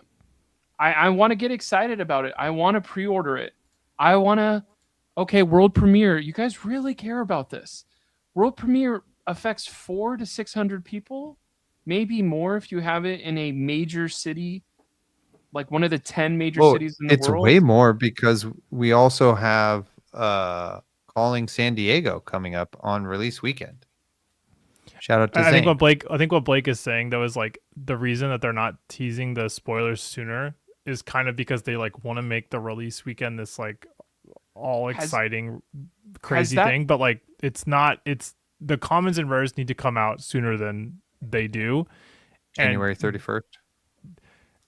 Come on, why are they all coming out on the same day? Like, I'm glad that they told us, but like, I'm hoping that the way that's worded is wrong, but it sounds like they literally all come out that day. Like, just drop a couple every weekend. I don't know. Like, it's not that hard. Like, and then don't call stuff spoilers if it's just a reprint. Like, I'm truly pissed. I want to say this to you guys. I don't know if this will get to you guys anywhere. Who cares about what this guy in Jersey's saying?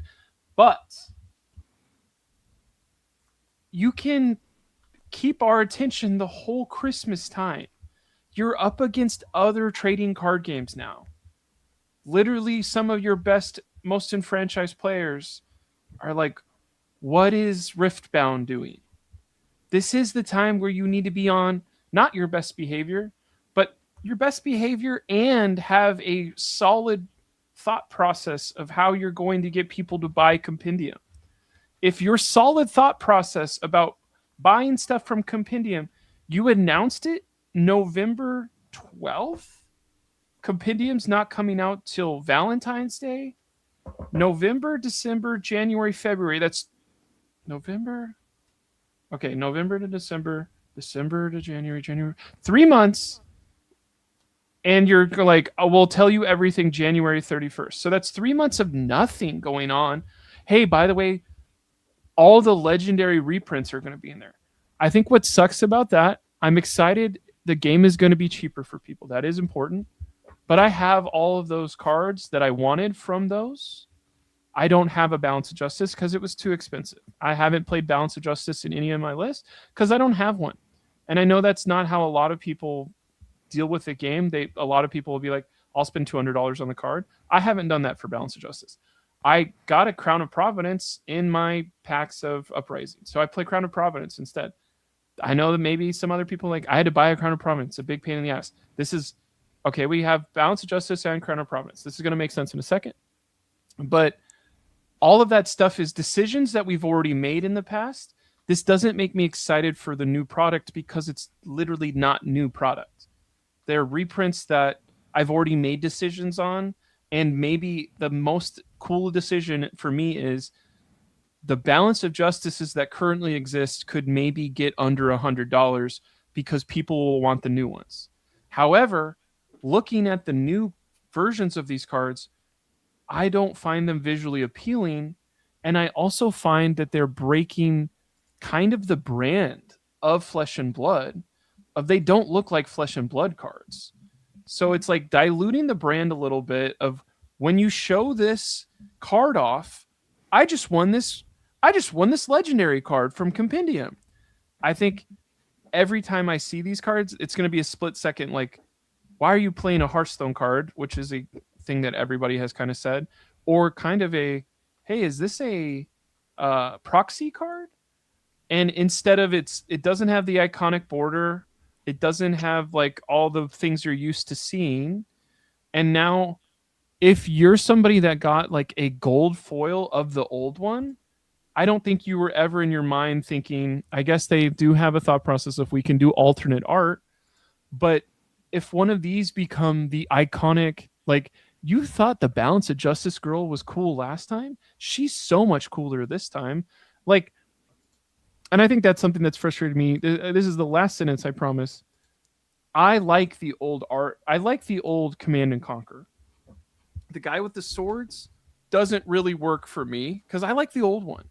And I think this is where I'm going to be a boomer fab player for the rest of my life. Is I like the first printings of stuff. I get there's other people that like the new stuff, but literally I want to give more money to this game, but there's nothing for me to care about or buy for all of December and all of January. And I think that's extremely bad business when you're up against a lot of other games right now for people's attention spans. And Crack Armory deck available now. Yeah, it's like, do you like Assassin or not? Or are you trying to beat Assassin? Yes, I do like Assassin. So I'll give you $40, Flesh and Blood. See you in 3 months. I think is some of the worst idea ever, but okay. Drip feed us the comments. Yeah. Come on. Look, all I know is that I don't know how this has ended because I'm at this pod, but the Kraken have taken the best team in the NHL, the Avalanche, to overtime. It's 4-3. Shout out to the Seattle Kraken. Hopefully they pull it out with a minute. Sharks already won 35. their game tonight, so With a minute 35 left. I know my boys in blue and in red are doing their best. Thanks everybody for being here. I'm in this podcast because I got to pee so bad. We've been here for 3 hours. If you've been here for part of that or all of that, thank you so much. I freaking love you guys. Love my co-hosts. Love being a part of this community. And even though we complain, I freaking love Flesh and Blood. It's so fun. It's so fun. And here's to a new year. Hope everybody has a great holiday. Go Kraken. What's cracking, Seattle? let's get cracking. Kraken packs. Here we go. Compendium in 3 months. See you all in San Diego. Woo. What's San Diego? Bye. Thanks, everybody. It's a calling. The calling When- on release when? weekend. Fuck. The Avalanche scored. Game over. Damn it. Oh, Damn Dre it. Cortez is here. Oh, you got to click on live. Did I you click know. it, Taylor? Did you do it? I didn't. We're still going. Thanks. Okay. Goodbye.